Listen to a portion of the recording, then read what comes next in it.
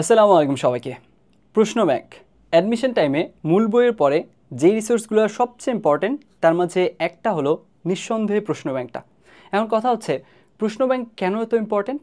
এর কারণটা হলো প্রশ্ন ব্যাংক দেখেই মূলত কোনো একটা সার্টেন ইউনিভার্সিটিতে কী ধরনের প্রশ্ন আসে, প্রশ্নের প্যাটার্ন কীরকম, প্রশ্নের ট্রেন্ড কীরকম, এই যে একই টপিকের উপর বারবার ক্রমাগত বছরের পর বছর ধরে কোয়েশ্চেন আসতেছে, এইখানে কোয়েশ্চেনের কমপ্লেক্সিটি লেভেলের কি চেঞ্জ আসছে?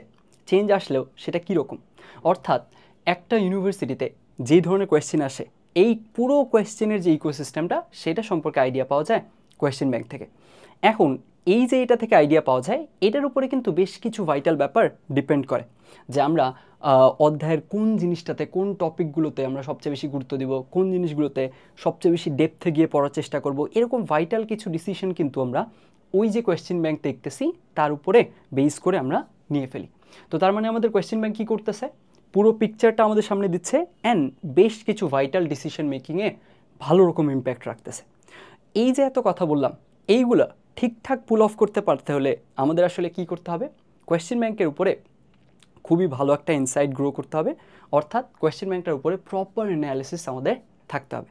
আর সেই কাজটা তোমাদের করতে সুবিধা করে দেওয়ার জন্যই আমি মূলত দুইটা প্লেলিস্ট শুরু করতেছি। একটা হচ্ছে chapter wise BUET question analysis based on past 30 years questions, অর্থাৎ 1994-95 সেশন থেকে 2024-25 সেশন, এই পুরোটা টাইম জুড়ে কোনো একটা সার্টেন চ্যাপ্টারের উপরে যতগুলো লিখিত কোয়েশ্চেন আসছে সেই সবগুলোর উপরে বেস করে আমরা টপিক ধরে ধরে এই প্লেলিস্টটাতে অ্যানালিসিস করব। অ্যানালিসিস মানেই তো হচ্ছে কি যে এইখানে মূলত আমরা কোয়েশ্চেন যে একদম হাতে ধরে প্রত্যেকটা সলভ করবো এমনটা না, বরং কোয়েশ্চেনটার যে ধরন, ওটার জনরা, ওটা কী ধরনের কীরকম প্যাটার্নের, এইটা জাজ করব।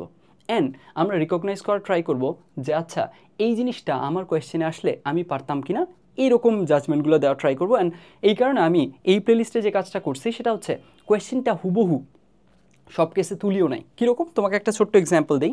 এই মনে করো এই যে বইয়ের 95-96 কোয়েশ্চেন, এটা হচ্ছে ত্রিভুজের ক্ষেত্রফল এই টপিকটার উপরে।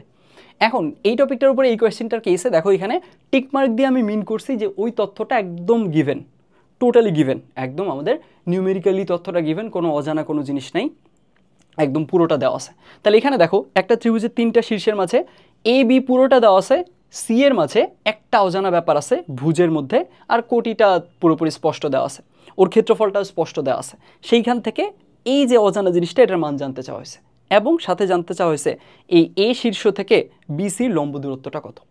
এই যে এখানে আমরা এইভাবে করে জিনিসগুলো আমি এক্সপ্রেস করার ট্রাই করছি, এইভাবে করে পুরোটাতে এক্সপ্রেস করার ট্রাই করছি যাতে করে আমি কোয়েশ্চেনের যে ধরন, কোয়েশ্চেনের যে জনরাটা, সেটা সম্পর্কে ক্লিয়ার একটা আইডিয়া দিতে পারি যে আচ্ছা এই যে এই টপিকের উপরে এই ধরনের কোয়েশ্চেন আসছে। তোমার এখন চেক করা উচিত যে এইগুলোর উপরে সব বেসিক তোমার ক্লিয়ার আছে কিনা।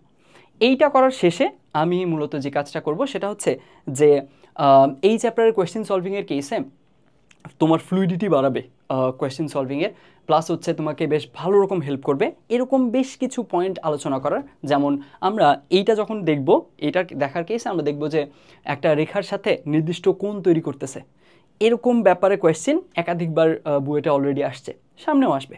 এখন এই যে এই টপিকটার কেসে বইয়ে টিপিক্যালি যেভাবে অ্যাপ্রোচে আগানো হয় সেইটা থেকে ডিফারেন্টলি খুবই সহজে জাস্ট ক্যালকুলেটারে জাস্ট কিছুক্ষণের মাঝেই, অল্প সময়ের মাঝেই, তেমন কোনো কিছু লেখারও প্রয়োজন পড়বে না, জাস্ট আমরা চিন্তাটা ঠিকঠাক করতে পারলেই ওই আনসারগুলো খুব সহজে দেওয়া যায়।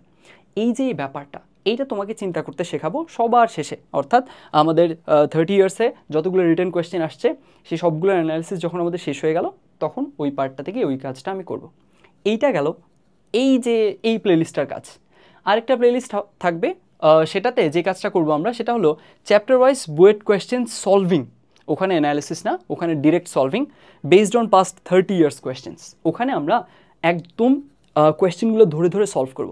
অ্যান্ড ওইটার কেসে খুবই ভাইটাল যে ব্যাপারটা আমি করার চেষ্টা করব সেটা হচ্ছে আমি যখন এমনি ভিডিওগুলো বানাচ্ছি তখন যেটা হয় যে ভিডিওর কেসে কোয়েশ্চেনটা এক্সপ্লেন করি, কোয়েশ্চেনের পরে তারপরে এখানে সলভিংয়ের প্রত্যেকটা পয়েন্ট এক্সপ্লেন করি, যার কারণে অনেক টাইম লাগে।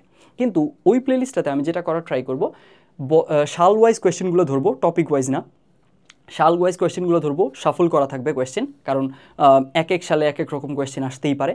তো তারপরে ওই যে একের পরে কোয়েশ্চেন অ্যাটেম্প্ট করে আগানোর ট্রাই করব, এইখানে আমি লিস্ট অ্যামাউন্ট অফ এক্সপ্লেনেশন দেবো। অর্থাৎ এইটা অনেকটা আমি বুয়েট কোয়েশ্চেনে আমি যদি নিজে ফেস করতাম তাহলে আসলে আমি কিভাবে কাজটা করতাম, কত কুইক করা ট্রাই করতাম, কত ইজিলি চিন্তা করে করা যায়, কত অপটিমাইজড ওয়ে আছে, এই ব্যাপারগুলো হাইলাইট করে ওই জিনিসটা, ওই প্লেলিস্টটা কিন্তু আমি বানানোর ট্রাই করব। অ্যান্ড ওই তো ব্যাপারটা হচ্ছে যে লিস্ট অ্যামাউন্ট অফ এক্সপ্লেনেশন দিয়ে যতটা পারা যায় কম টাইমে একদম প্রিসাইসলি যতটুক লিখতে হয়, বুয়েট কোয়েশ্চেনে যদি এটা অ্যাপিয়ার করতো কতটুক লিখতাম, এই কথাবার্তাগুলো একদম লিস্ট অ্যামাউন্টের কথাবার্তা বলে আমরা ওই প্লেলিস্টটা কিন্তু আগানোর ট্রাই করব। অ্যান্ড অর্থাৎ ওইটা দেখানোর মেইনলি উদ্দেশ্য থাকবে তোমাদের স্কিল লেভেলটা আপ করা, যে আচ্ছা এই একই কোয়েশ্চেন আমিও অ্যাপ্রোচ করলে সলভ করতে পারতাম, কিন্তু ভাইয়া যে এইভাবে করে দিল, এই ব্যাপারটা আমার কাছে এই জিনিসটা আমার জানা ছিল না। অ্যান্ড এইটা আমাদের যদি অ্যাডপ্ট করতে পারি আমি হয়তো বা নিজের সময়টা বাঁচাতে পারবো, আমি হয়তো বা পার্সপেক্টিভের দিক থেকে ইনভেস্ট হইলাম, আমি এই পার্সপেক্টিভ থেকে এই জিনিসটা কখনো চিন্তাই করিনি। এই যে ব্যাপারগুলো এইগুলো আনার ট্রাই করব, সাথে তোমাদের স্কিল লেভেলটা একটু যাতে বেটার হয়, কত কম লিখে আমরা কাজগুলো করে ফেলতে পারি সেই ব্যাপারগুলো একটু দেখানোর ট্রাই করব। এখন কথা হচ্ছে এই প্লেলিস্টগুলো কাদের জন্য? এইটা মূলত অবশ্যই অ্যাডমিশন ফেজে যারা আসো তাদের জন্য তো অবশ্যই, সাথে ফার্স্ট ইয়ার সেকেন্ড ইয়ার যারা আসো তারাও নির্দ্বিধায় দেখতে পারো, কোনো সমস্যা নেই। তবে ওই চ্যাপ্টারটা শেষ করা থাকলে ভালো। যেমন আজকের প্রথম যে এপিসোডটা এটা হচ্ছে সরলরেখার উপরে, তোমার যদি সরলরেখা পুরোপুরি পড়া থাকে তাহলে খুবই ভালো, তাহলে তুমি আলটিমেটলি অনেক আগায় থাকার একটা সুযোগ পাবা। কারণ তোমার অ্যাডমিশন ফেজে যাওয়ার আগেই এই প্লেলিস্টের সবগুলো ভিডিও যদি তোমার দেখা হয়ে থাকে তাহলে আসলে সবগুলো চ্যাপ্টারের উপরে যেই চ্যাপ্টারগুলো আমরা এখানে থাকবে আর কি, ওগুলোর উপরে তোমার খুব ভালো একটা আইডিয়া গ্রো করা হয়ে যাবে।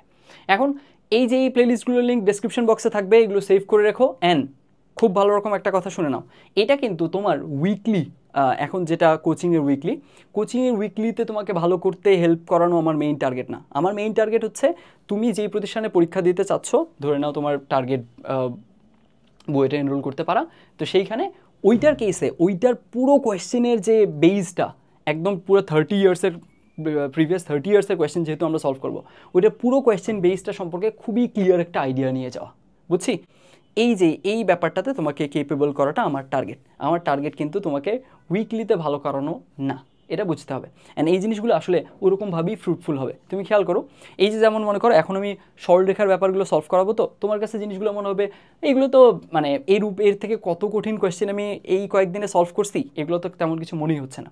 এইগুলো হয়তো বা এখন তোমার কাছে তেমন ভ্যালু ক্যারি করতেছে না বা ক্যারি করে না বলে তোমার কাছে মনে হইতে পারে, কিন্তু এইগুলো অনেক ভ্যালু ক্যারি করবে যখন তুমি রিভিশনে যাবা, বুঝছো? যখন তুমি রিভিশনে যাবা তখন কিন্তু তুমি খেয়াল করো যে তুমি একটা ইউনিভার্সিটি পরীক্ষা দিতে যাবা, ওইটার গত 30 বছরের টপিক ওয়াইজ একদম আলটিমেটলি আমি এই চ্যাপ্টার পড়বো, এই চ্যাপ্টারে আমার উইকনেস আছে, এই চ্যাপ্টারে আসলে বইটা আসেটা কি, এই ব্যাপারগুলো যদি তুমি গুছানো পাও, অ্যানালিসিস আকারে পাও, প্লাস তুমি গত 30 বছরে যতগুলো কোয়েশ্চেন আসছে ওটার উপরে রিটেন সবগুলো কোয়েশ্চেন হাতে ধরে সলভ করে দেওয়া হচ্ছে, সলভ করে দেওয়ার কেসে নট লাইক তোমাকে এক্সপ্লেইন করে সলভ করে দেওয়া, র্যাদার জাস্ট আমি অ্যাজ আ স্টুডেন্ট অ্যাপ্রোচে, টিচার অ্যাপ্রোচে না, যতটা পারা যায় স্টুডেন্ট অ্যাপ্রোচে কোয়েশ্চেনগুলো একের পর এক সলভ করবো, সেইটা থেকে দেখে তোমার যে ভুলগুলো আছে, আচ্ছা আমি এখানে হয়তো বা এই কোয়েশ্চেনটা বারবার লিখতাম, কোয়েশ্চেন তো না ইকুয়েশনগুলো, ভাইয়া ওই ইকুয়েশনটা না লিখে এইভাবে আগাইছে, ওকে তাহলে আমি হয়তো বা এই জিনিসটা অ্যাডপ্ট করতে পারি, এইভাবে করে তোমাকে তোমার মতো করে পার্সোনাল একটা প্ল্যানে জিনিসগুলো পিক করে করে আগাতে হবে, বুঝছি? আচ্ছা, সব কথাবার্তা আই গেস শেষ। তাহলে প্লেলিস্ট দুটো সেভ করে রেখো, আশা করা যায় এই জিনিসটা তোমাদের অনেক বেনিফিট দিবে। শুরু করি আমরা। হ্যাঁ, আমাদের সরলরেখার কেসে প্রথম যেটা টপিক সেটা হচ্ছে ত্রিভুজের ক্ষেত্রফল। ত্রিভুজের ক্ষেত্রফল থেকে 95-96 যে কোয়েশ্চেনটা আসছিল সেটার কেসে এখানে দেওয়া ছিল এ বি সি ত্রিভুজের মাঝে 3টার স্থানাঙ্কের কেসে 2টা স্থানাঙ্ক হুবহু দিয়ে দিছে, আর থার্ডটার কেসে এইখানে এই জায়গাটায় ভুজে এ ছিল, কোটিটা স্পষ্ট দেওয়া ছিল, আর ওর ক্ষেত্রফলটা স্পষ্ট দেওয়া ছিল। এখানে আমাদের এ জানতে চাওয়া হয়েছে আর এ থেকে বিসির লম্ব দূরত্ব জানতে চাওয়া হয়েছে। তাহলে আমরা কি করতে পারি? আমরা খুব সহজে যে জিনিসটা করতে পারি, যেটা আমরা জানি, সেটা হচ্ছে যে আমাদের ত্রিভুজের যেহেতু ক্ষেত্রফল দেওয়া আছে, তাহলে ক্ষেত্রফলের সূত্র হচ্ছে ডিরেক্ট আমরা অ্যাপ্লাই করতে পারি এভাবে। আমরা যদি একটা ডিটারমিনেন্ট ফর্মে বা নির্ণায়ক ফর্মে নেই, খুব সিম্পলি যে আমাদের এ যদি এমন হয় A1 B1, বি যদি A2 B2 হয়, অ্যান্ড সি যদি A3 B3 হয়, তাহলে এর ক্ষেত্রফল কী হবে? Half of A1 B1 1 A2B2 1 A3B3 1 এই ডিটারমিনেন্টটার কেসে এটার মান বের করলেই আমাদের আলটিমেটলি ক্ষেত্রফল বের হয়ে আসে, তাই না? তো সেই কেসে আমরা যদি এইটাকে এই যে ডেলের মানটা যেটা দেওয়া আছে স্পষ্ট সেই জিনিসটা সমান রাখি, ধরে নাও ডেলের মান দেওয়া আছে 16, তাহলে 16-এর সমান যদি রাখি এইখান থেকে সবই তো আমার জানা আছে, শুধুমাত্র একটা জিনিস জানা নেই, এই যে মনে করো থার্ডটাতে গিয়ে ভুজটা জানা নেই এ, তাহলে এই জিনিসটা যদি শুধু না জানা থাকে এমনিতেই বের হয়ে আসবে, তাই না? তাহলে কাজ শেষ। তাহলে এখান থেকে আমরা এ পেয়ে গেলাম, এইটুকু সলভড। কথা হচ্ছে এইটুকু সলভড না, বুঝছো? এই জায়গাটায় সবচেয়ে বেশি এই ভুলটাই করতে দেখা যায় যখনই ক্ষেত্রফলের ম্যাথ আসে, ক্ষেত্রফলের কেসে এই ভুলটাই বারবার করে হয়। এইরকম বইটা আরেকটা কোয়েশ্চেন আসছিল, ওইটার কেসে ওই সেম ভুলটাই তোমরা করো। তো এইখানে দেখো, খেয়াল করো, ব্যাপারটা হচ্ছে যে এইখানে আসলে খুবই সূক্ষ্ম একটা মিস্টেক আছে, সেটা হলো আমাদের কিন্তু এর দুই পাশে মড দিতে হবে। মড না দিলে আমরা একটা আনসার মিস করে যেতে পারি, বুঝছি? আমরা একটা আনসার মিস করে যেতে পারি। এখন কথা হচ্ছে কেন মড দিতে হবে, কারণটা কি? একটু আমরা কারণটা আমি যত জলদি পারা যায় তার মাঝে তোমাকে আমি জিওমেট্রিক এক্সপ্লেনেশনটাও দিব, আবার এমনি আমরা 9-10 থেকে যা জানি সেই জিনিসটাও বলে দিব। শুরু করি। আমরা জানতাম যে 9-10-এর কেসে আমরা একটা জিনিস জানি যে আমাদের যদি এটা একটা ত্রিভুজ হয়ে থাকে, সার্টেন এটা যদি একটা ত্রিভুজ হয়ে থাকে, তাহলে আলটিমেটলি এইটার যে শীর্ষ ABC যদি হয়ে থাকে, আমরা এই যে ক্ষেত্রফলের কেসে যেভাবে লিখতাম শুলেস ফর্মুলা আকারে লিখতাম। শুলেস ফর্মুলা বলতে আমি যেটা মিন করতেছি সেটা হচ্ছে ওই যে আমরা লিখতাম না যে A1B1 A2B2 A3B3 আবার A1B1, ওই যে ওই কাজটা করতাম, তারপরে এই আর গুণ করে দিতাম, তারপরে এইগুলো মাইনাস করে দিতাম, ওই যে কাজটা করতাম ওইটাই তো আসলে ডিটারমিনেন্টে হচ্ছে, একই কাজ। এখন কথা হলো আমরা এই যে শীর্ষগুলা, এইগুলা আমরা যদি এই শীর্ষগুলোর কেসে আমরা যদি প্রথমে এ শীর্ষ লিখি, তারপরে সি লিখি, তারপরে বি লিখি, অর্থাৎ আমরা এই ক্লকওয়াইজ অর্ডারে আগাই, তাহলে এই ডিটারমিনেন্টের চিহ্নটা একরকম হবে। আর যদি আমরা অ্যান্টি ক্লকওয়াইজে আগাই, এইভাবে আগাই, তাহলে কিন্তু কি হবে? তাহলে কিন্তু এই যে এই ডিটারমিনেন্টের চিহ্নটা, ডিটারমিনেন্টের যে ভ্যালুটা আসবে ওটার চিহ্নটা কি হয়ে যাবে? চেঞ্জ হয়ে যাবে। এখন দেখেই বোঝা যাচ্ছে কেন চেঞ্জ হচ্ছে, খুব সহজ না ব্যাপারটা? এখানে দেখো ACB আছে, ACB এর পরের বার লিখতেছো তুমি ABC, তার মানে কি করছো তুমি? দুইটা রো আসলে এই দুইটা রো ধরে ওলট পালট করে দিছো। ডিটারমিনেন্টের কেসে প্রপার্টি আমরা কি পড়ছি যে দুইটা রো আসলে পরস্পরের সাথে এক্সচেঞ্জ করে দিলে ডিটারমিনেন্টের মানের কোনো চেঞ্জ হয় না, জাস্ট চিহ্নের চেঞ্জ হয়। দ্যাটস ওয়াই চিহ্ন চেঞ্জ হয়, খুব সিম্পল কথা। তো এই যে এই ব্যাপারটা হয়, এই জিনিসটা এই ব্যাপারটাকে হ্যান্ডেল করার জন্যই কিন্তু আমরা এই মডটা দিই, বুঝছি? তাহলে এই মডটা দেওয়া হয়, এই যে এদের অর্ডার তো আমি ডিফারেন্ট আকারে লিখতেছি, এই অর্ডারের কারণে আমাদের কি আসতে পারে? মাইনাস এসে যেতে পারে, সেই ব্যাপারটা হ্যান্ডেল করার জন্য মডটা দেওয়া হয়। এখন এইটা এই দিক থেকে আমি বললাম, এইটার জিওমেট্রিক এক্সপ্লেনেশনটা একটু শুনে নাও। সেটা হচ্ছে এরকম যে তুমি খেয়াল করো, এইখানে তোমার ত্রিভুজের কেসে এ শীর্ষ আর বি শীর্ষ দেওয়া আছে। আচ্ছা, এ শীর্ষ আর বি শীর্ষ যদি দেওয়া থাকে, ধরে নিলাম এ শীর্ষ এইখানে আর বি শীর্ষ এইখানে, তাহলে এ বি শীর্ষ যেহেতু দেওয়া আছে, তার মানে এ বি বাহুটা আমি পেয়ে গেছি, তাই না? এ বি বাহুটা আমি পেয়ে গেছি, এই যে এ বি মনে করো বাহু এটা থাকলো। এখন তোমাকে আমি বলছি যে আচ্ছা দেখো, এইখানে এ শীর্ষ দেওয়া আছে, বি শীর্ষ দেওয়া আছে, এ বি বাহু পেয়ে গেছি, আমাদের না সি আর একটা শীর্ষ আছে, যার কারণে আসলে ক্ষেত্রফলের মান হবে এত। এখন তুমি খেয়াল করো তো, সি শীর্ষটা আলটিমেটলি এই পাশেও থাকতে পারে, এই পাশেও তো থাকতে পারে, কারণ ওর ক্ষেত্রফলের কেসে আমাদের এইখানে ভূমিটা ফিক্সড হয়ে গেছে। এখন উচ্চতা নিব আমি, উচ্চতা এই পাশেও নিতে পারি, এই পাশেও নিতে পারি, আমার ক্ষেত্রফল ঠিক রাখলেই তো হয়েছে। বুঝা গেছে কথা? তো আলটিমেটলি এইখানে কিন্তু এই যে এর একাধিক মান আসতে পারে। এখন এই জিনিসটার কেসে মড না দিলেও ভুল হবে না, কোথায় জানো? যখন আসলে তারা কি হয়ে যাবে, তাদের ক্ষেত্রফলের মানটা 0 হয়ে যাবে। ক্ষেত্রফলের মানটা যখন 0 হয়ে যাচ্ছে, তখন তো আসলে মড দেওয়া যা কথা, মড না দেওয়াও সেম কথা। কেন বলো দেখি? কারণ তোমাকে যদি আমি বলি যে মডের ভেতর থেকে আসতেছে মনে করো 2x + 3, এইটার মান হচ্ছে মনে করো 8, তাহলে কি হয়? 2x + 3, এইখান থেকে আমরা কি লিখতে পারি? একবার 8 নিতে পারি, একবার -8 নিতে পারি, তাই না? 2x + 3 এর মান তখন আরেকবার -8 নিতে পারি। কিন্তু এখানে যদি এইটার মান যদি 0 হয়, মডের মানটা, তাহলে আলটিমেটলি কি হচ্ছে? +0 -0 কি ভ্যারিয়েশন ক্রিয়েট করে না তো? তো যার কারণে তখন এই জিনিসটা সমস্যা হয় না, বুঝছি? এই কারণে দেখবা যে যখন হচ্ছে 3টা পয়েন্ট একই রেখার উপরে, একই রেখার উপরে, তখন আসলে কি হয়, তাদের দ্বারা গঠিত ত্রিভুজের ক্ষেত্রফল শূন্য হয়। এই যে এই ব্যাপারটা দিয়ে, এই নির্ণায়কটা দিয়ে চেক করা যায়, তাই না? তখন আসলে আমাদের মডটা না দিলেও হয়, কারণ আমাদের ডান পাশে কি থাকতেছে, 0 থাকতেছে। এই সেম ঘটনা আরেক জায়গায় ঘটে, কোথায় বলো দেখি?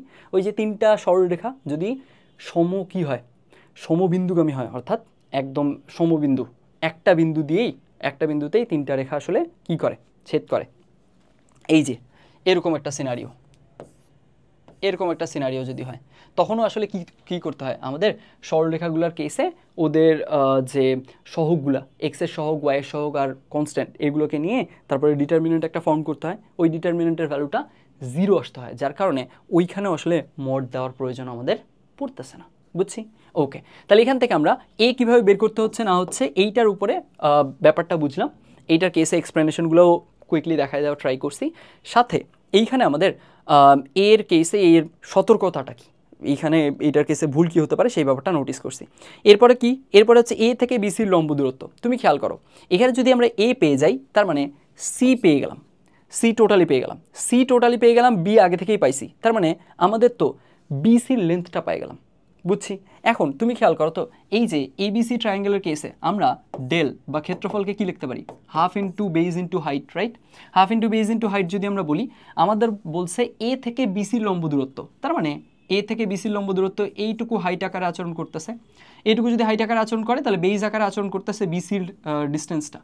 সি জানি, বি জানি, বিসির ডিস্টেন্স পাই যাব, তাহলে বিসির ডিস্টেন্স ধরে নিলাম ডি, এখান থেকে এইচ। ডেল তো অলরেডি দেওয়া আছে কোয়েশ্চেনে, ডেল দেওয়া আছে, হাফ গেল, ডি আমরা ওই সি জেনে গেছি, বি আর সি এর ডিস্টেন্স থেকে পেয়ে যাব, আর এখান থেকে এইচ সিম্পলি বের হয়ে আসবে। বুঝছি? তাহলে আমাদের এইখানকার কেসে এই প্রবলেমটা এইভাবে আমরা সলভ করতে পারি। আমরা জাস্ট একদম প্রবলেমটার স্কেলেটন দেখতেছি, অর্থাৎ একদম কোর পার্টটুকু, যখন কী কী তথ্য দেওয়া ছিল ওখানে আমি কিভাবে হ্যান্ডেল করতাম কাজগুলোর কেসে সতর্কতা কী। বুঝছি? একটু যদি মনে হয় দ্রুত আগাচ্ছি, একটু কম্প্রোমাইজ করতে হবে, বুঝছো? এটা তো আসলে আমাদের মেইনলি অ্যাডমিশন ফেজের যে ব্যাপারগুলো, ওগুলো নিয়ে আলোচনা করতেছি, একটু দ্রুত আমার মনে হয় আগানো উচিতই।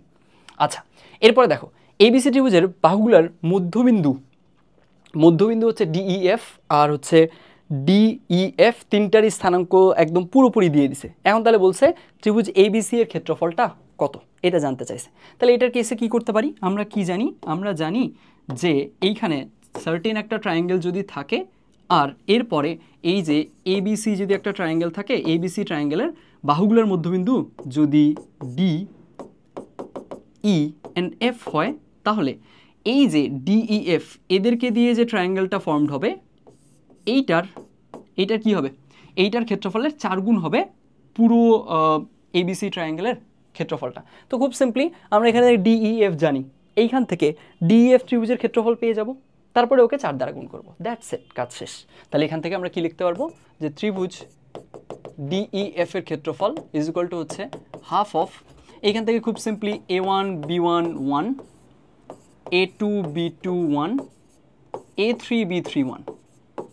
এই তো, এখন এইখানে এইটার কেসে অবশ্যই আমরা কি দিব, মোট দিব, কারণ যাতে করে সেই জিনিসটা কি আসে, পজিটিভ আসে। তারপরে কি হবে, তারপরে সেখান থেকে ডিইএফ ত্রিভুজের ক্ষেত্রফল পেয়ে গেলাম, ওটাকে 4 দ্বারা গুণ করবো, দ্যাটস ইট। তাহলে এখানে ত্রিভুজ ডিইএফ গেছে, তো তাহলে ত্রিভুজ ABC is equal to 4 into ত্রিভুজ ডিইএফ। এই তো, কাজ শেষ। এই জিনিসটা আই হোপ আমরা সবাই পারতাম। এটা আসছিল 1-2 সালে। তারপরে আগাই। তারপরে এইখানকার টপিকটা হচ্ছে অক্ষদ্বয়ের সাথে গঠিত ত্রিভুজের ক্ষেত্রফল। এখন অক্ষদ্বয়ের সাথে যদি গঠিত ত্রিভুজের ক্ষেত্রফলে একদম কোর বেসিকটা একটু রিকল করি, সেখানে কি হয়, সেখানকার কেসে যে সরলরেখাটা, এই সরলরেখাটা আমাদের যদি এক্স অক্ষ থেকে এ পার্ট কাট করে এবং ওয়াই অক্ষ থেকে যদি বি পার্ট কাট করে, আর হচ্ছে আলটিমেটলি আমাদের এইখানে যদি আমরা এ পার্ট আর বি পার্টকে জাস্ট মানটুকু চিন্তা করি, মনে করো হচ্ছে এই রেখাটার হলো ছেদকাংশগুলো, এক্স অক্ষের ছেদকাংশ হচ্ছে -3, ওয়াই অক্ষের ছেদকাংশ হচ্ছে +4। তো এই -3 এর কেসে আমরা জাস্ট অ্যামাউন্টটা যদি নেই, জাস্ট 3, তাহলে আসলে আমাদের গঠিত ত্রিভুজের ক্ষেত্রফল কত দাঁড়াবে, হাফ মড অফ এবি। ওই মডটা দিচ্ছি এ আর বি এর মানটার নেগেটিভ ব্যাপারটা ক্যান্সেল করার জন্য। তাহলে হাফ মড অফ এবি, এই জিনিসটাই আমাদের কি আসবে, এই জিনিসটাই আসে আমাদের অক্ষদ্বয়ের সাথে গঠিত ত্রিভুজের ক্ষেত্রফল, তাই না? আর এই যে অক্ষদ্বয়ের সাথে গঠিত ত্রিভুজের ক্ষেত্রফল গেল, সাথে আরেকটা পয়েন্ট একটু জেনে রাখলে ভালো, সেটা হচ্ছে অক্ষদ্বয়ের সাথে এই যে লাইনটা ক্রিয়েট করতেছে, এই লাইনটার মধ্যবিন্দু কি হয়, a/2, b/2। আচ্ছা, এখানে দেখো, এখানে কোয়েশ্চেনটাতে এটা 15-16 সালে আসছিল। এখানে কি বলা ছিল, এ বিন্দু দিয়ে অতিক্রমকারী এ বিন্দুটা টোটালি দেওয়া ছিল, দুইটাই কারেক্ট দেওয়া আছে, তার মানে তো পুরোটাই দেওয়া আছে। আর প্রথম চতুর্ভাগে গঠিত ক্ষেত্রফলটা দেওয়া ছিল। তাহলে এখান থেকে ওই যে ওই রেখাটার ইকুয়েশন চাইছে, বুঝি। তাহলে এখানে প্রথম চতুর্ভাগে গঠিত ক্ষেত্রফল, তাহলে বুঝাই যাচ্ছে ও প্রথম চতুর্ভাগে একটা ক্ষেত্রফল ক্রিয়েট করছে বা ওখানে ট্র্যাপ করছে। তাহলে প্রথম চতুর্ভাগে যদি ক্রিয়েট করে, তার মানে ব্যাপারটা কীরকম, তার মানে ব্যাপারটা হচ্ছে, একটু আমরা কুইকলি ড্র করার চেষ্টা করি। ব্যাপারটা এরকম, এই যে প্রথম চতুর্ভাগে সে আসলে একটা এরিয়া ট্র্যাপ করছে, প্রথম চতুর্ভাগে এরিয়া ট্র্যাপ করছে, কাজ আমাদের আরও সহজ। এ এর মানটাও পজিটিভ, বি এর মানটাও পজিটিভ, চলে গেল। এইখান থেকে ওর ক্ষেত্রফলটা দেওয়া ছিল, প্রথম চতুর্ভাগে গঠিত ক্ষেত্রফল দেওয়া আছে ডেলের মানটা, তার মানে এখানে কত হবে, half mod of A B, যেহেতু এ বি দুইটাই পজিটিভ, তাহলে ডিরেক্ট লিখে দিতে পারবো half A B is equal to তত, যেটা মান দেওয়া ছিল সেটা লিখে দিলাম। এরপরে আর বলে দিছে ও হচ্ছে এই বিন্দুটা দিয়ে অতিক্রমকারী। এই বিন্দু দিয়ে অতিক্রমকারী মানে কি আসলে একটু বুঝি, খেয়াল করো। ও যেহেতু এইখানে এ পার্ট আর বি পার্ট কাট করছে, তার মানে ওর রেখাটার সমীকরণ ছিল এক্স বাই এ প্লাস হচ্ছে y by b is equal to 1, তাই না? X by a plus y by b is equal to 1 ছিল ওর সমীকরণ। এইখানে আমরা সিম্পলি এই যে এই বিন্দুটা দিয়ে একে যদি সিদ্ধ করে দিই, এখানে যদি আমরা এক্স আর ওয়াই এর করেসপন্ডিং মানগুলো বসাই দিই, তাহলে এ আর বি এর রিলেশন পেয়ে যাব। এ আর বি এর রিলেশনটা এখানে বসাবো, কাজ শেষ। তখন সেখান থেকে এ এর মান বি এর মান দুইটাই পেয়ে যাব, ইকুয়েশনটা পেয়ে যাব। বুঝছি? দেখো, আমি কিন্তু চেষ্টাই করতেছি এটা, যে আমরা যেহেতু অ্যানালিসিস করতেছি, তার মানে আলটিমেটলি পুরো কোয়েশ্চেনটা তো আমরা তুলবো না, হুবহু পুরো কোয়েশ্চেনটা তো সলভ করবো না, আমরা জাজ করবো যে এইগুলো আমরা করতে পারি কিনা, এগুলোর বেসিকগুলো আমাদের ঠিকঠাক ক্লিয়ার আছে কিনা, কী কী আসছিল, কী কী ধরনের কোয়েশ্চেন আসছে, এইগুলো। তো এইটা বুঝছি, তার মানে এখান থেকে আই হোপ এই জিনিসটা পারা যাইতো। এটা অন্য চতুর্ভাগ হলেও পারতে হবে। তারপরে দেখো, তারপর টপিকটা হচ্ছে মূলবিন্দু থেকে অঙ্কিত লম্বের দৈর্ঘ্য। আচ্ছা, তো এইখানকার কেসে, এই টপিকটার কেসে বেসিকটা কীরকম ছিল, এই টপিকটার কেসে আমাদের বেসিকটা ছিল এরকম, যে এইটা যদি ওয়াই অক্ষ হয়ে থাকে, এটা যদি এক্স অক্ষ হয়ে থাকে, আর আমাদের রেখাটা মনে করো এরকম, এই একটা সরলরেখা। এখানকার কেসে আমাদের বেসিকটা ছিল যে মূলবিন্দু থেকে ওই সরলরেখার উপরে অঙ্কিত লম্বের দৈর্ঘ্য যদি পি হয়ে থাকে, পি যদি এই লেন্থটা হয়, এই লেন্থটা যদি পি হয়, এবং ওই রেখাটা এক্স অক্ষের ধনাত্মক দিকের সাথে যদি আলফা কোণ ক্রিয়েট করে, তাহলে ওর সমীকরণটা হচ্ছে x cos alpha plus y sine alpha is equal to p. এই তো চলে গেল। এখন এখানে দেখো, এখানে কি বলছে, এখানে কি কি দেওয়া ছিল একটু আমরা চেক করি। এইখানে বলা ছিল মূলবিন্দু থেকে অঙ্কিত লম্বের দৈর্ঘ্য, তার মানে পি স্পষ্ট দেওয়া আছে, পি স্পষ্ট দেওয়া আছে, পি পেলাম। অক্ষদ্বয় থেকে সমান মানের ধনাত্মক অংশ কর্তন করে। আচ্ছা, অক্ষদ্বয় থেকে ধনাত্মক অংশ কর্তন করে, আবার সমান মানের দুইটা থেকেই যদি এক্স অক্ষ ওয়াই অক্ষ দুইটা থেকেই যদি ধনাত্মক অংশ কর্তন করে, তার মানে সে কি ফার্স্ট কোয়াড্রেন্টে ছিল, তাই না? অর্থাৎ ব্যাপারটা হচ্ছে এইরকম, এই যে ফার্স্ট কোয়াড্রেন্ট থেকে এই পার্টগুলো কাট করছে, এই পার্টগুলো যদি কাট করে থাকে, আর হচ্ছে ওখানে বলছে সমান মানের ধনাত্মক অংশ, তাহলে এইটা যত এটাও তত, তার মানে এই কোণটা হচ্ছে কত, 45 ডিগ্রি, দ্যাটস ইট। তাহলে আলফার মান পেয়ে গেছো, আলফার মান বসায় দাও, শেষ তোমার ম্যাথ। এখানে 45 ডিগ্রি বসালেই কাজ শেষ। এখন কথা হচ্ছে এই দুইটা সমান মানে 45 কেন, এটা কি বলে দেওয়া লাগবে? আই গেস এটা তো বুঝে যাওয়ার কথা। এইখানে আমরা একটু চিন্তা করি যে A B C R D, আমরা এ বিডি ত্রিভুজ এবং হচ্ছে বিসিডি ত্রিভুজ, এই দুইটা সমকোণী ত্রিভুজের দিকে একটু তাকাই। সমকোণী কেন? কারণ ওই যে আমরা মূলবিন্দু থেকে ওর উপরে লম্ব আঁকছি না, ওই যে অঙ্কিত লম্বের দৈর্ঘ্য লম্ব আঁকছি। তো তাহলে এখানে এই যে আমরা যদি এই দুইটা সমকোণী ত্রিভুজের তুলনা করি, তাহলে আমরা কি পাবো? তাহলে আমরা পাচ্ছি যে এর অতিভুজের সমান, ওই যে বলে দিছে সমান মানের অংশ কর্তন করে, এর অতিভুজের সমান, এইটা গেল, প্লাস হচ্ছে এইটা এরও বাহু ওরও বাহু। তাহলে দুইটা সমকোণী ত্রিভুজের মাঝে যদি আমরা দেখি একজনের অতিভুজ আরেকজনের অতিভুজের সমান, আবার আরেকটা বাহু ওর আরেকটা বাহুর সমান, তাহলে আলটিমেটলি কি ওরা সর্বসম না? ওরা সর্বসম মানে কি, অনুরূপ বাহুগুলোর বিপরীত কোণগুলো কি সমান, সিম্পল। এই জন্য এখানে কি হয়ে যাবে, এইটা ইজ ইকুয়াল টু এইটা হবে, তাই না? এইটা ইজ ইকুয়াল টু এইটা হবে, তাহলে আলটিমেটলি এইটা ইজ ইকুয়াল টু যদি এইটা হয়ে থাকে, তাহলে অবশ্যই কি হবে, এর বিপরীত কোণটা ওর বিপরীত কোণের সমান হবে। তাহলে এইটা মনে করো আলফা, এইটাও আলফা, দুইটা আলফা মিলে 90 হচ্ছে, তার মানে অবশ্যই আলফার মান 45। বুঝছি? এই জিনিসটা কিন্তু পারতে হবে। এখানকার কেসে আরেকটা পয়েন্ট হচ্ছে যে এইখানে এই প্রশ্নটাতে, এটা 23-24 কোয়েশ্চেন, এইখানে মনে হয় এক্সট্রা একটা ইনফরমেশন দেওয়া ছিল, যে ইনফরমেশনটা লাগতো না, আমি ইচ্ছা করে ওইটা মনে হয় তুলিনি এই কোয়েশ্চেনটাই মেবি। তো ওখানে আরেকটা ইনফরমেশন দেওয়া ছিল এক্সট্রা, ওটার না দেওয়া থাকলেও কোনো সমস্যা নাই। ওটার কেসে আরেকটা ইনফরমেশন দেওয়া ছিল যে এইটা আসলে কি করবে, এই যে এই পার্টটুকু একে একদম জাস্ট মধ্যবিন্দুতে হিট করবে। এখন কথা হচ্ছে মধ্যবিন্দুতে ওকে হিট করতেই হবে, ওকে মধ্যবিন্দুতে হিট করতেই হবে, এইটুকু, এই দুইটা যদি সত্যি হয় ওকে মধ্যবিন্দু ছাড়া হিট করা পসিবল না। তো ওইটা এক্সট্রা তথ্য ছিল, বোনাস ইনফরমেশন ছিল, ওইটা আমি ইচ্ছা করে, হ্যাঁ এই কোয়েশ্চেনটাই ছিল, এই কোয়েশ্চেনে আমি এই জিনিসটা তুলে নিই। আমার কথাটা বুঝছো কি বলছি? একটু কি বেশি দ্রুত আগাচ্ছি? আচ্ছা, আমি বলতে চাইছি যে এখানে দেখো মূলবিন্দু থেকে অঙ্কিত লম্ব বলছে, তাহলে এর উপরে যদি লম্ব আঁকি, তারপরে এইখান থেকে এই দুইটার কেসে যদি স্পষ্ট এইটা বাহু আর এইটা বাহু সমান হয়ে যায়, ওকে তো মধ্যবিন্দুতে ছেদ করতেই হবে আলটিমেটলি, আর কোনো অপশন নাই তো। কারণ ওই যে আমি বলেই দিছি যে এরা কি হয়ে যাবে, সর্বসম হয়ে যাবে, কারণ সমকোণী ত্রিভুজের অতিভুজ, এর অতিভুজ ওর অতিভুজ আর হচ্ছে আরেকটা কমন বাহু পাচ্ছি, তাহলে এরা সর্বসম। এরা সর্বসম মানে কি? সর্বসম মানে হচ্ছে এই বাহু সমান, এই বাহু সমান, তার মানে এই বাহু সমান হইতেই হবে, বুঝছি? তো এইখানে এই কথাটা বলা থাকাও যা, না থাকাও তাই। এখানে 23-24 কোয়েশ্চেনে ওই কথাটাও স্পষ্ট বলে দেওয়া ছিল যে এইখানে আসলে এই যে অঙ্কিত লম্বটা ওকে আসলে কি করবে, মধ্যবিন্দুতে হিট করবে, এই যে এই পার্টটুকুকে এসি পার্টটুর একদম মধ্যবিন্দুতে হিট করবে। এই জিনিস না বললেও কোনো সমস্যা ছিল না, গেছে, ওইটা নিয়ে কথাবার্তা বলছি। এরপরে আসি, এরপরে হচ্ছে দুইটা রেখার ছেদবিন্দুগামী রেখা, এইটা 99-2000 সালে আসছিল। এখানে বলা আছে কে এর যে কোনো মানের জন্য এই যে সরলরেখাটা একটা নির্দিষ্ট বিন্দু দিয়ে যায়, বিন্দুটার স্থানাঙ্ক কত? Interesting question. কি করতে পারি আমরা? এইখানে দেখো, প্রথম কথা হচ্ছে আমরা একদম যে কোর বেসিক আইডিয়াটা, এটা আসলে কোন ইন্ডিকেশনে কোয়েশ্চেনটা করছে এটা যদি ধরতে নাও পারি, এটা জিনিস আসলে খুব সহজে আনসার করা যায়। কিভাবে দেখো, এইখানে বলেই দিছে কে এর যে কোনো মানের জন্য এটা একটা সার্টেন পয়েন্ট দিয়ে যায়, তাহলে কে এর মান 0 ধরলেও যেই পয়েন্ট দিয়ে যাবে, 1 ধরলেও ওই একটা সার্টেন পয়েন্ট আছে ওইটা দিয়ে যাবেই। তারপরে কে এর মান যদি কেউ 2 ধরে, তার জন্য ওই সার্টেন পয়েন্ট দিয়ে সে যাবে। তার মানে আমাদের আসলে এক্স ওয়াই যে কার্তেসীয় স্থানাঙ্ক ব্যবস্থা আছে তার মাঝে এমন একটা সার্টেন পয়েন্ট আছে যেই পয়েন্টটা দিয়ে এই রেখাটা যাবেই, শিওরলি যাবেই। এখন এইখানে কে এর মান তুমি যাই নাও না কেন, তাহলে আমরা কাজ করতে পারি না, খুব ইজিলি একটা কাজ করতে পারি। কে এর মান আমরা 0 নিলাম, একটা রেখার ইকুয়েশন পাইলাম, গেল। তাহলে ধরে নিলাম রেখাটা এরকম গেল। এরপরে এইখানে কে এর মান আমি 1 অথবা 2 -1 এরকম কোনো কিছু নিলাম, এমন কিছু নিলাম যাতে রেখাটা কি হয়, ডিফারেন্ট হয়, আগের থেকে ডিফারেন্ট হয়। তো কে এর মান আমি 1 নিয়ে রেখাটা ডিফারেন্ট পাইলাম, ডিফারেন্ট রেখা পাইছি, তার মানে কি ওরা ডিফারেন্ট রেখা পাইছি, তার মানে আসলে আলটিমেটলি এখান থেকে ডিফারেন্ট রেখা বলতে আমি ওই আগের রেখাটাই অথবা তার প্যারালাল, এটা এই দুইটা না মিন করতেছে, এই দুইটা না, এই দুইটা বাদে ডিফারেন্ট আরেকটা রেখা যেটা ওকে ছেদ করবে, এই পাইলাম। তাহলে আলটিমেটলি এদের দুইজনের মাঝে একটা শেয়ারিং পয়েন্ট আছে, এই যে এই পয়েন্টটা ওদের শেয়ারিং পয়েন্ট, তাহলে এইটাই আনসার। বুঝছো পয়েন্টটা? কী করছি বলো তো? আলটিমেটলি আমরা এখানে স্পষ্ট বলছে কে এর যে কোনো মানের জন্য একটা সার্টেন পয়েন্ট আছে যেই পয়েন্টটা দিয়ে যাবেই।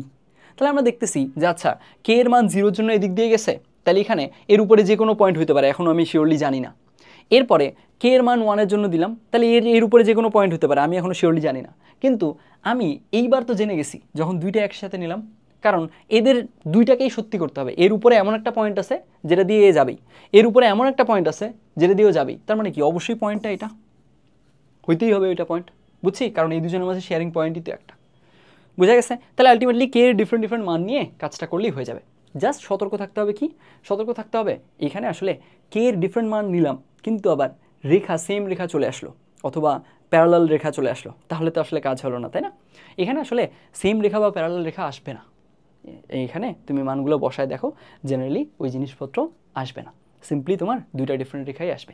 তাহলে এখান থেকে তুমি জাস্ট কে এর মান ডিফারেন্ট বসায় কাজটা করলেই একদম জাস্ট ম্যাথের যে কোর আইডিয়াটা, কোন ইন্ডিকেশনে ম্যাথটা দিছিল এটা না বুঝলেও এটা আসলে করে ফেলা যায়, বুঝছি?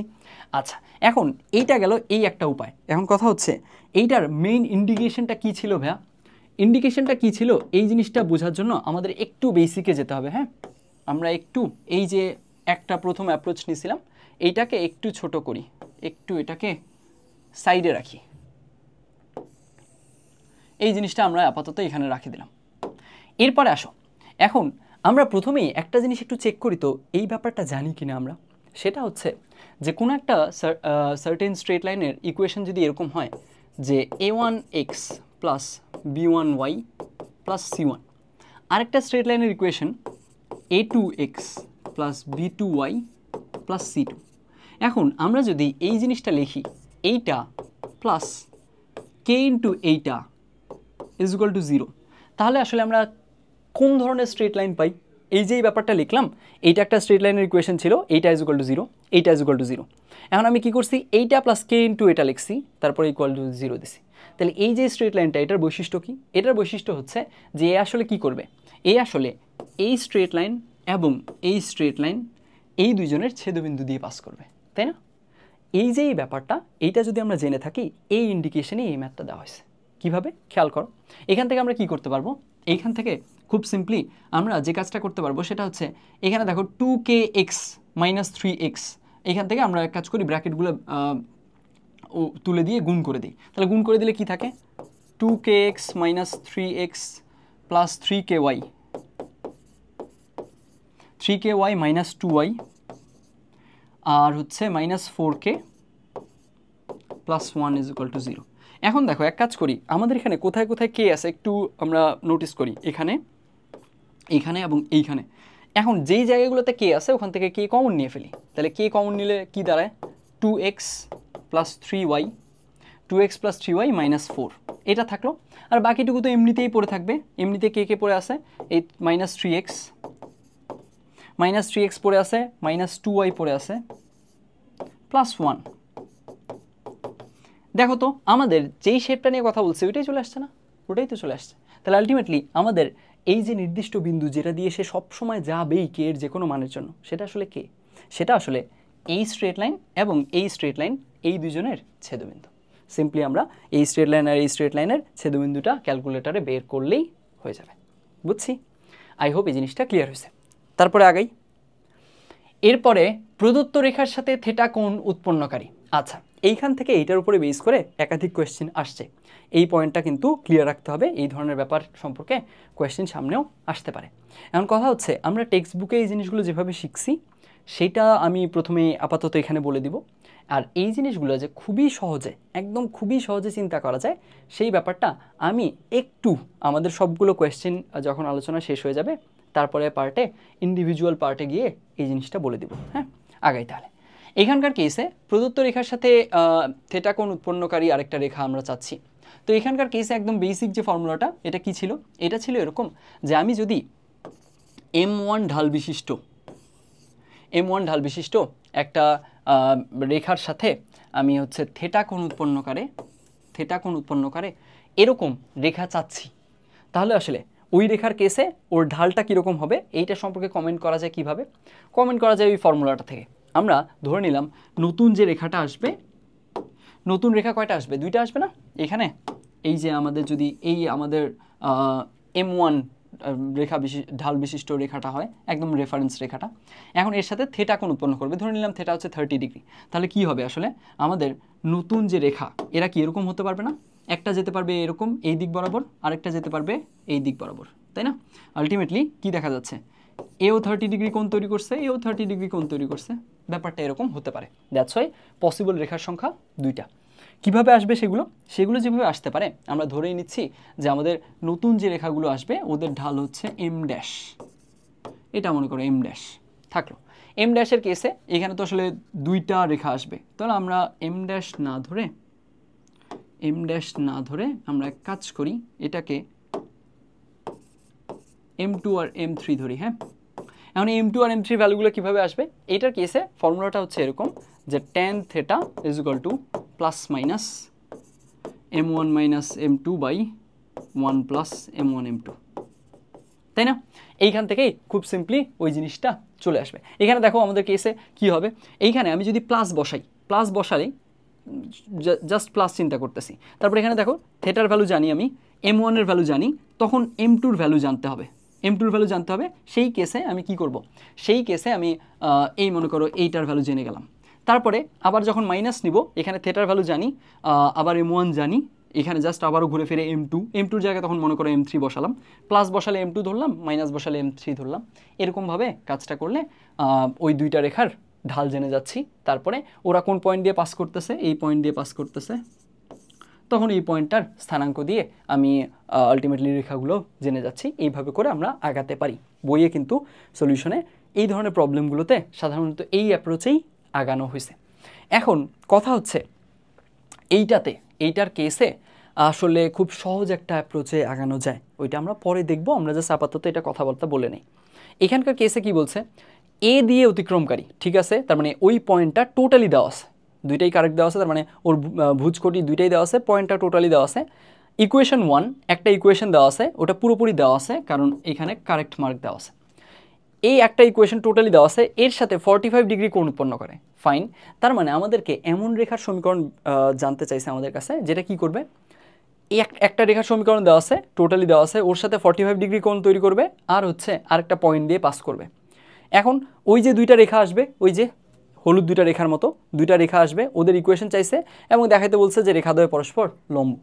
বুঝাই যাচ্ছে রেখাদ্বয় পরস্পর লম্ব হবে, 45 ডিগ্রি কোণ উৎপন্ন করতেছে না, সিম্পল কথা। 45 ডিগ্রি কোণ উৎপন্ন করতেছে মানেই তো অবশ্যই তোমার একটা রেখা যদি এরকম হয়, এর সাথে একজন কোণ তৈরি করতেছে, 45 এইদিকে, আরেকজন কোণ তৈরি করবে উল্টা দিকে 45। সো অফকোর্স ওদেরকে পরস্পর লম্ব হইতেই হবে, এটা সবসময় সত্যি। যদি এখানে 30 ডিগ্রি থাকতো তাহলে ওদের নিজেদের মধ্যে কোণ হচ্ছে, একটা কোণ হইতো 60 আর একটা কোণ হইতো 120। এখানে যদি 40 ডিগ্রি কোণ থাকতো তাহলে ওদের পরবর্তীতে যে রেখা দুটা পাইলাম এদের কেসে ওদের মধ্যবর্তী এক পাশের কোণ সূক্ষ্ম কোণটা হইতো 80 আর অন্য পাশে আসতো কত, অন্য পাশে আসতো 100 ডিগ্রি, এরকমভাবে কোণগুলো আসতো। এখন এখানকার কেসে আমরা তাহলে কী করতাম, এখানকার কেসে ইকুয়েশন 1 এইখানে এর ঢাল নিতাম, এর সাথে 45 ডিগ্রি কোণ বসাই দিলে আমরা 45 ডিগ্রি কোণ তৈরি করবে এরকম দুইটা রেখার ঢাল পাইতাম, ওগুলা এই পয়েন্ট দিয়ে পাস করবে। তখন ওই পয়েন্ট দিয়ে পাস করানোর কেসে আমরা যদি y - y1 = m × x - x1 এই জিনিসটা অ্যাপ্লাই করি, তখন সেখান থেকে দুইটা ইকুয়েশন পেয়ে যেতাম, ইকুয়েশন 2 ইকুয়েশন 3। এখন বলছে দেখাও যে রেখাদ্বয় পরস্পর লম্ব, তারপরে আমরা দেখাতে পারতাম রেখাদ্বয় পরস্পর লম্ব কীভাবে।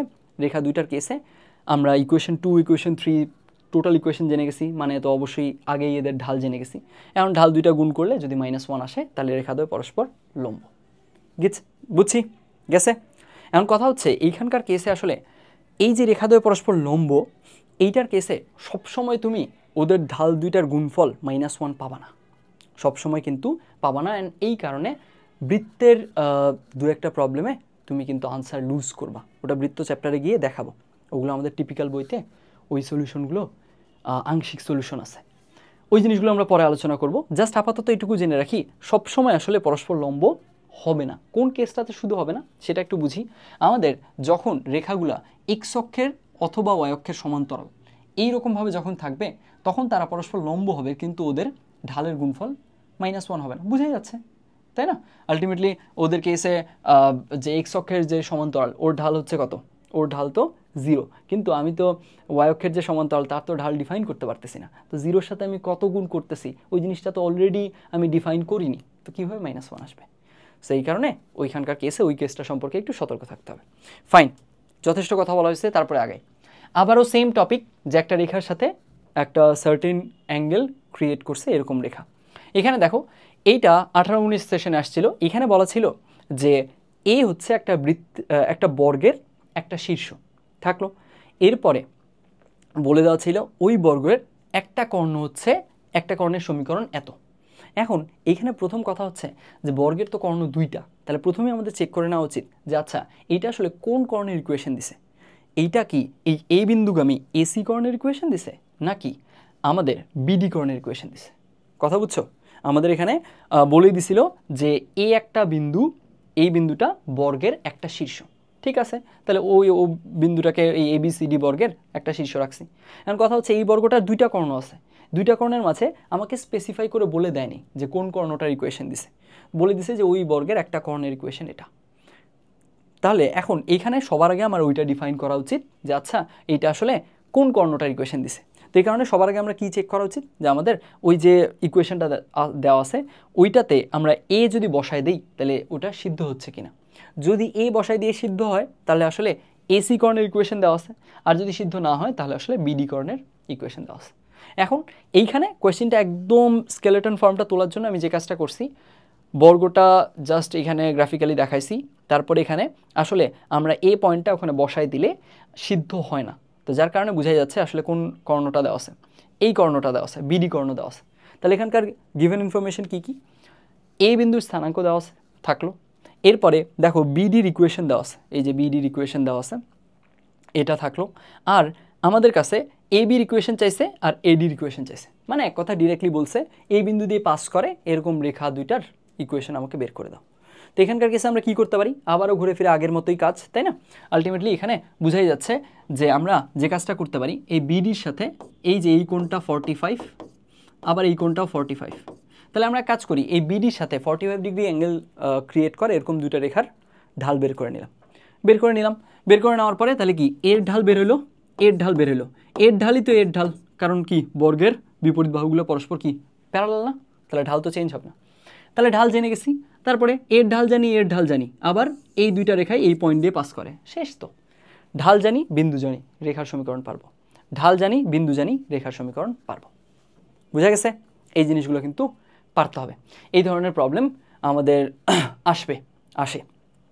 এখন এখানকার কেসে এখন এই ধরনের প্রবলেমে আমার তোমাদের জন্য টাস্ক হচ্ছে এই যে তোমার হচ্ছে একটা কর্ণের সমীকরণ দেওয়া আছে বা একটা বাহুর সমীকরণ দেওয়া আছে, এই ধরনের প্রবলেমগুলো যখন পাবা, এটা তুমি এখানে তো বর্গ দিয়ে দিছে, এখানে বর্গ দিয়ে দিছে, আয়ত দিয়ে দিতে পারে, এই ধরনের কেসে ট্রাই করবা তুমি সবগুলো জিনিস বের করতে পারো কিনা, সবগুলো এলিমেন্ট সেই জিনিসটার ফ্লুইডিটি আনার ট্রাই করবা। মানে কীরকম, মানে এই প্রবলেমটা যখন তুমি সলভ করতেছো তখন তোমার আসলে একটু টার্গেট রাখা উচিত, আচ্ছা এখানে যদি সি বিন্দুটার স্থানাঙ্ক চাইতো তাও আমি পারতাম কিনা, এইটা জিনিস বের করার। বুঝছি, এই ধরনের প্রবলেম টেক্সট বুকেও আছে, ওটা আয়ত দিয়ে আছে।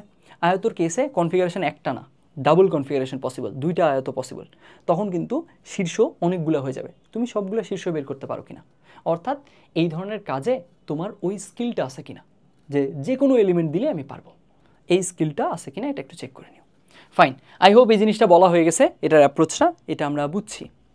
তারপরে আগে এই যে সমবিন্দু রেখাত্রয়, এটার কথা তো বলছি অলরেডি। সমবিন্দু রেখাত্রয় মানে কি, তিনটা রেখার কেসে ওদের আসলে কি হবে, পরস্পর ওরা আসলে এমন একটা বিন্দু আছে যেটা দিয়ে তিনজনই পাস করে। এখন এই যে এমন একটা বিন্দু আছে তিনজনই পাস করে, অর্থাৎ তারা সমবিন্দু রেখা হয়ে গেছে। সমবিন্দু রেখাত্রয়ের কেসে শর্ত কি ছিল, ওই যে বলে দিছিলাম, তিনটা রেখা আমরা যদি এভাবে চিন্তা করি, a1x plus b1y plus c1 is equal to 0, a2x plus b2y plus c2 is equal to 0, আর a3x plus b3y plus c3 is equal to 0, তাহলে এই যে এদের সহগগুলা a1 a2 a3 b1 b2 b3 c1 c2 c3, এদেরকে নিয়ে আমি যে ইয়াটা বানাবো, ডিটারমিনেন্টটা বা নির্ণায়কটা বানাবো, সেই নির্ণায়কের ভ্যালু আসবে 0, আসতেই হবে। বুঝছি? তো সেখানকার কেসে আমরা এইখান থেকে ওই জিনিসটা ফর্ম করলে 0 আসবে, যেহেতু এখানে মড দেওয়ার প্রয়োজন নাই। আচ্ছা, এখানকার কেসে দেখো এখানে কি দেওয়া ছিল, তাহলে একটু আমরা খেয়াল করি। ইকুয়েশন 1, এখানকার মাঝে ইকুয়েশন 1 এরকম দেওয়া ছিল, এই যে অজানা b দেওয়া আছে। তারপরে ইকুয়েশন 2 দেওয়া ছিল, এখানকার মাঝে অজানা b চলে আসছে। আর ইকুয়েশন 3 টোটালি হুবহু দেওয়া ছিল, একদম, মানে এখানে কোনো অজানা তথ্য নেই, পুরোটাই একদম স্পষ্ট দেওয়া আছে সব কিছুই। তাহলে এখান থেকে দেখো আমরা কি করতে পারবো, আমরা ডিটারমিনেন্টটা ফর্ম করে জাস্ট ওটার মান 0 হচ্ছে যার জন্য সেই জিনিসটা বের করব। তাহলে 2 4 এখানে গিভেন, তারপরে হচ্ছে b -1 আর কত, এখানে এটা গিভেন, তারপরে হচ্ছে 4 -2b এটা গিভেন। এই জিনিসটার মান কখন 0 হয় এটা চেক করলেই হয়ে যাবে, এখান থেকে b এর মানটা আমরা পেয়ে যাব। ফাইন, এই তো এই জিনিস চলে গেল। আই হোপ এই জিনিসটা আমরা সবাই পারতাম। এরপরে আসি লম্ব রেখা আর সমান্তরাল রেখা, এইখান থেকে সবচেয়ে বেশি কোয়েশ্চেন আসছে। এইটা টপিক লম্ব সমান্তরাল, এগুলো সম্পর্কে কোনো ডাউট রাখা যাবে না। বুঝছি? এখন দেখো একটু বেসিকগুলো রিকল করে নিই। কী হয়, আমাদের দুইটা রেখা যদি পরস্পর সমান্তরাল হয় তাহলে আসলে ওদের ঢাল দুইটা কি হয়, ইকুয়াল হয়, তাই না? আর যদি লম্ব হয় তাহলে আসলে ওদের ঢাল দ্বয়ের গুণফল -1 হয়, except they are parallel to the axes, অর্থাৎ এক্স এক্সিস আর ওয়াই এক্সিসের প্যারালাল হওয়া যাবে না। প্যারালাল হলে তখন আসলে ওদের ঢালের গুণফল আর -1 আসবে না। এখন এইবার এখন এইগুলোর কেসে লম্বরেখা আর সমান্তরাল রেখার কেসে সাধারণত যে ধরনের প্রবলেম আসে সেটা হচ্ছে তোমাকে স্পষ্ট এই ক্লুটা দেওয়া থাকে যে এইখানে এই একটা রেখাকে ডিফাইন করতে পারবা তুমি, ওর সমীকরণ সামহাও আনতে পারবা, ওর লম্বরেখার সমীকরণ লাগবে যেটা আরেকটা পয়েন্ট দিয়ে পাস করবে। কি বললাম? তাহলে ওর লম্বরেখার সমীকরণ লাগবে যেটা আরেকটা পয়েন্ট দিয়ে পাস করবে। এখন এখানকার কেসে তুমি খুব সিম্পলি যেটা করতে পারো যে প্রথমের যে রেফারেন্স রেখাটা ওটার সমীকরণ মনে করো নিয়ে আসছো, এটা আসছে a1x plus b1y plus c1 is equal to 0 আসছে। এখন এরপরে এর উপরে লম্ব এবং আলফা বিটা পয়েন্ট দিয়ে পাস করে এরকম একটা রেখার সমীকরণ তুমি চাচ্ছ। তাহলে কি করতে পারো? তাহলে খুব সিম্পলি যে তুমি যেটা কাজ করতে পারো সেটা হচ্ছে এই যে a1 আর b1 এদের জাস্ট সাংখ্যিক মানটা, চিহ্ন না, এদের সাংখ্যিক মানটা কি করে দেব? এক্সচেঞ্জ করে দেব। আমরা সিম্পলি এই a1 আর b1 এর মাঝে a1টা এঁকে দিব, b1টা এঁকে নেব। তাহলে আসবে কত? b1 আসবে এখানে, এখানে আসবে a1, তারপরে যে কোনো একটা চিহ্ন চেঞ্জ করে দিব, যে কোনো একটা চিহ্ন আমরা কি করব? চেঞ্জ করে দিব। তুমি চাইলে যে আচ্ছা ঠিক আছে ওয়াই এর চিহ্ন এখানে পজিটিভ ছিল, আমি এখানে নেগেটিভ করে দিব, এক্সেরটা যা ছিল তাই রাখবো, চলবে। আবার তুমি যদি চাও যে না আমি এক্সের যা ছিল সেটা চেঞ্জ করব, ওয়াইয়েরটা যা ছিল তাই রাখবো, চলবে, যে কোনো একটা করলেই হবে। তারপরে কি করবা? তারপরে ইকুয়াল দিবা, প্লাস কে লিখে করার দরকার নেই, একটা স্টেপ বেড়ে যায়, দরকার নেই। তুমি সিম্পলি ইকুয়াল দিবা, তারপরে কি করবা? এক্স আর ওয়াইয়ের জায়গায় এই আলফা বিটা দিয়ে সিদ্ধ করে দিবা ডান পাশে, তাহলেই হয়ে যাবে। তাহলে b1 আলফা মাইনাস a1 কত? বিটা। এই তো এইটা করলেই আমাদের আসলে কি হয়ে যায়? এই রেখার লম্ব এবং এই রেখার উপরে লম্ব এবং এই বিন্দু দিয়ে পাস করে এরকম ইকুয়েশন পাওয়া যায়। এখন আমি পার্সোনালি যেটা প্রেফার করতাম সেটা হচ্ছে আমি আসলে এইভাবে করাটা পছন্দ করতাম না। আমার কাছে মনে হইতো যে আচ্ছা এইভাবে করা যায়, সমস্যা নেই, কোনো আপত্তি নেই, একই জিনিস। জাস্ট আমার কাছে ইজি মনে হতো যে এটা ঢাল নিয়ে কাজ করা। এটা দেখেই তো এর ঢাল বলা যায়, একটা স্ট্রেট লাইন দেখে আমরা এর ঢাল বলতে পারি না? পারি তো। সেটা কীরকম দেখো, যদি a1x plus b1y plus c1 is equal to 0 এই শেপে কোনো একটা স্ট্রেট লাইন থাকে, এর কেসে এর ঢাল কি হবে? এর ঢাল হবে মাইনাস কি হবে? এক্সের সহগ বাই ওয়াইয়ের সহগ, এক্সের কোএফিসিয়েন্ট বাই হচ্ছে ওয়াইয়ের কোএফিসিয়েন্ট। এটা তো খুব সহজে কীভাবে আসে তো আমরা বুঝি। এখানকার কেসে খুব সিম্পলি আমরা এটাকে y is equal two mx plus সিতে নিয়ে যাওয়া ট্রাই করবো। mx প্লাস সিতে যদি নিয়ে যাওয়া ট্রাই করি তাহলে আসলে কী হবে বলো তো?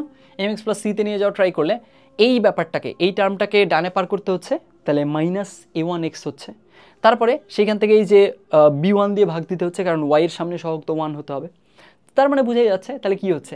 এক্সের সহগকে আমরা কি করতেছি? মাইনাস করতেছি, যে ডানে পার করতেছি, পক্ষান্তর করতেছি, মাইনাস হয়ে যাবে।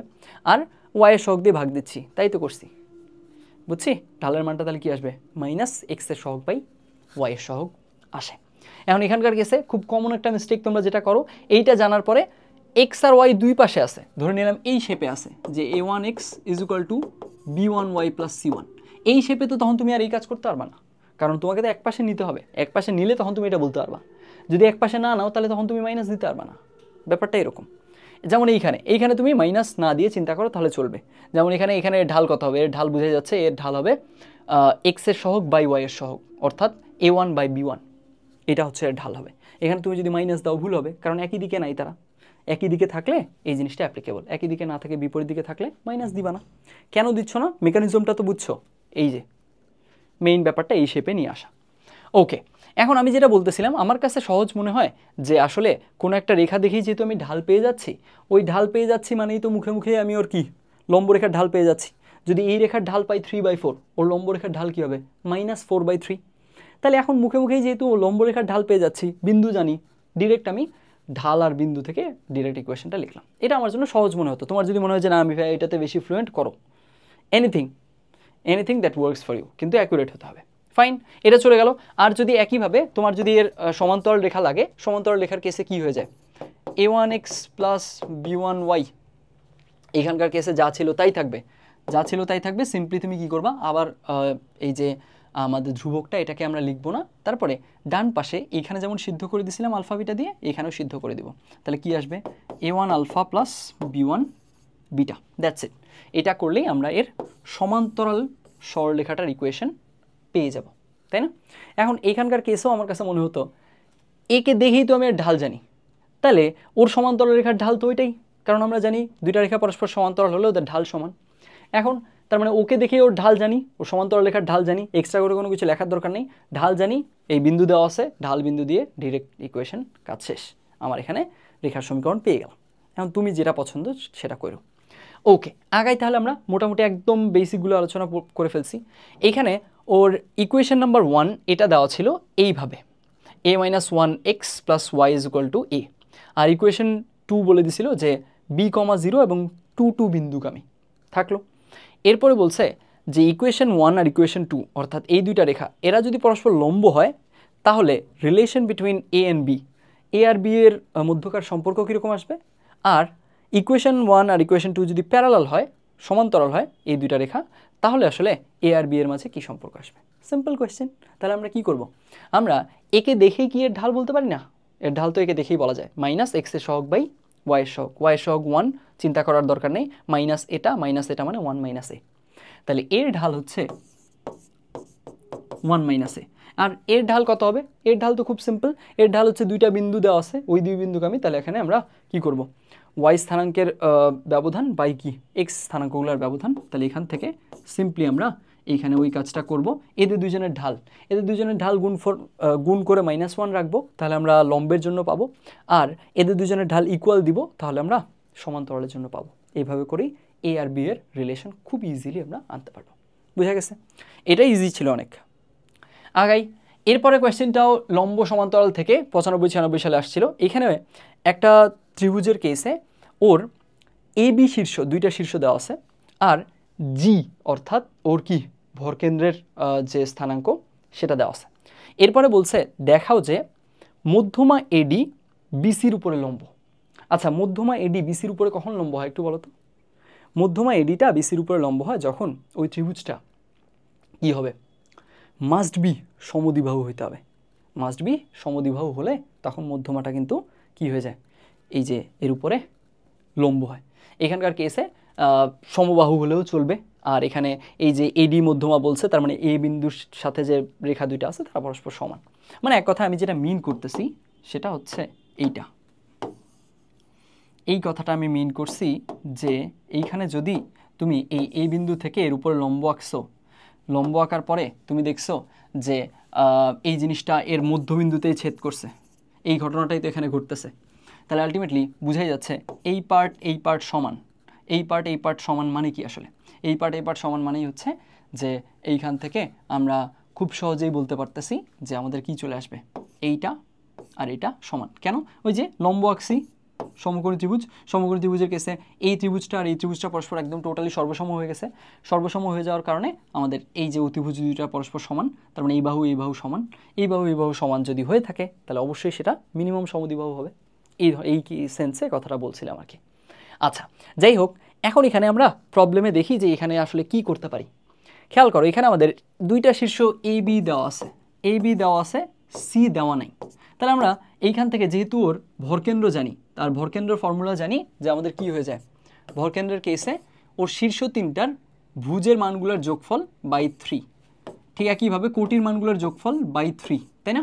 তাহলে এখান থেকে আমরা কি করতে পারি, আমরা এখান থেকে এই ফর্মুলা থেকে খুব সিম্পলি আমরা যেহেতু এ বি শীর্ষটা জানি, সি শীর্ষটা খুবই ইজিলি আমরা এখান থেকে বের করতে পারবো, তাই না?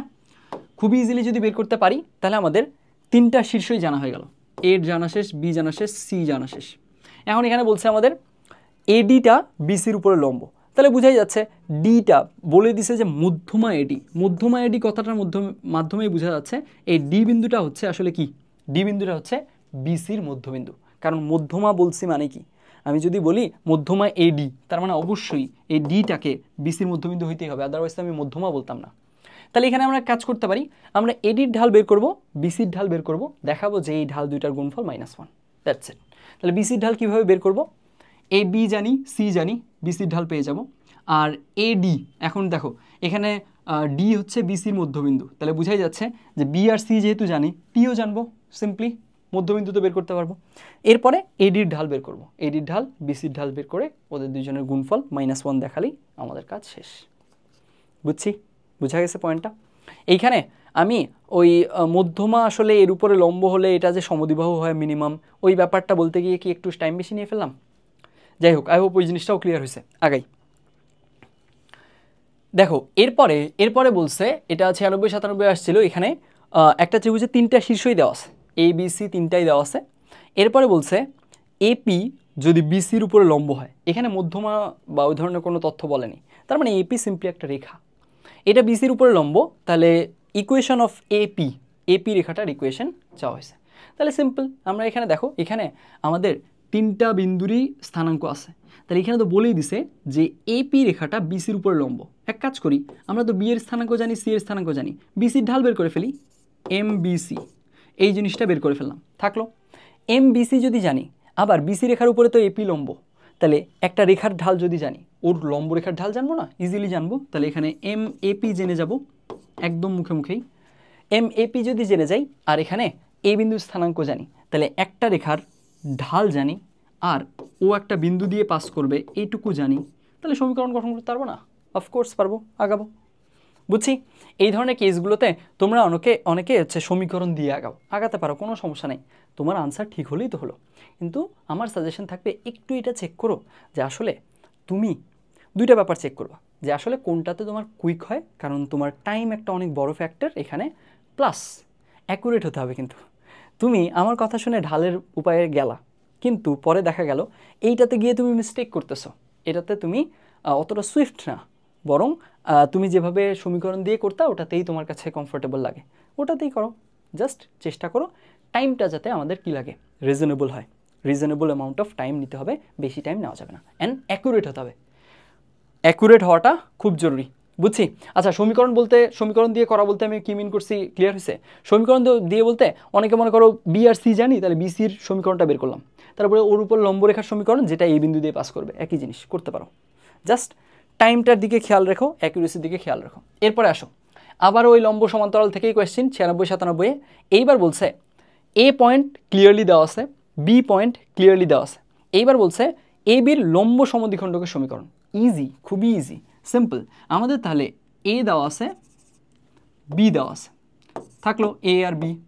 এরপরে এ বি যদি দেওয়া থাকে, এ বি সিম্পলি যদি দেওয়া থাকে, এখন এ বি লম্ব সমদ্বিখণ্ডক। লম্ব সমদ্বিখণ্ডক মানে কি, এর উপরে লম্ব হবে আবার সমান দুই ভাগে ভাগ করবে, অর্থাৎ এদের মধ্যবিন্দু দিয়ে পাস করবে।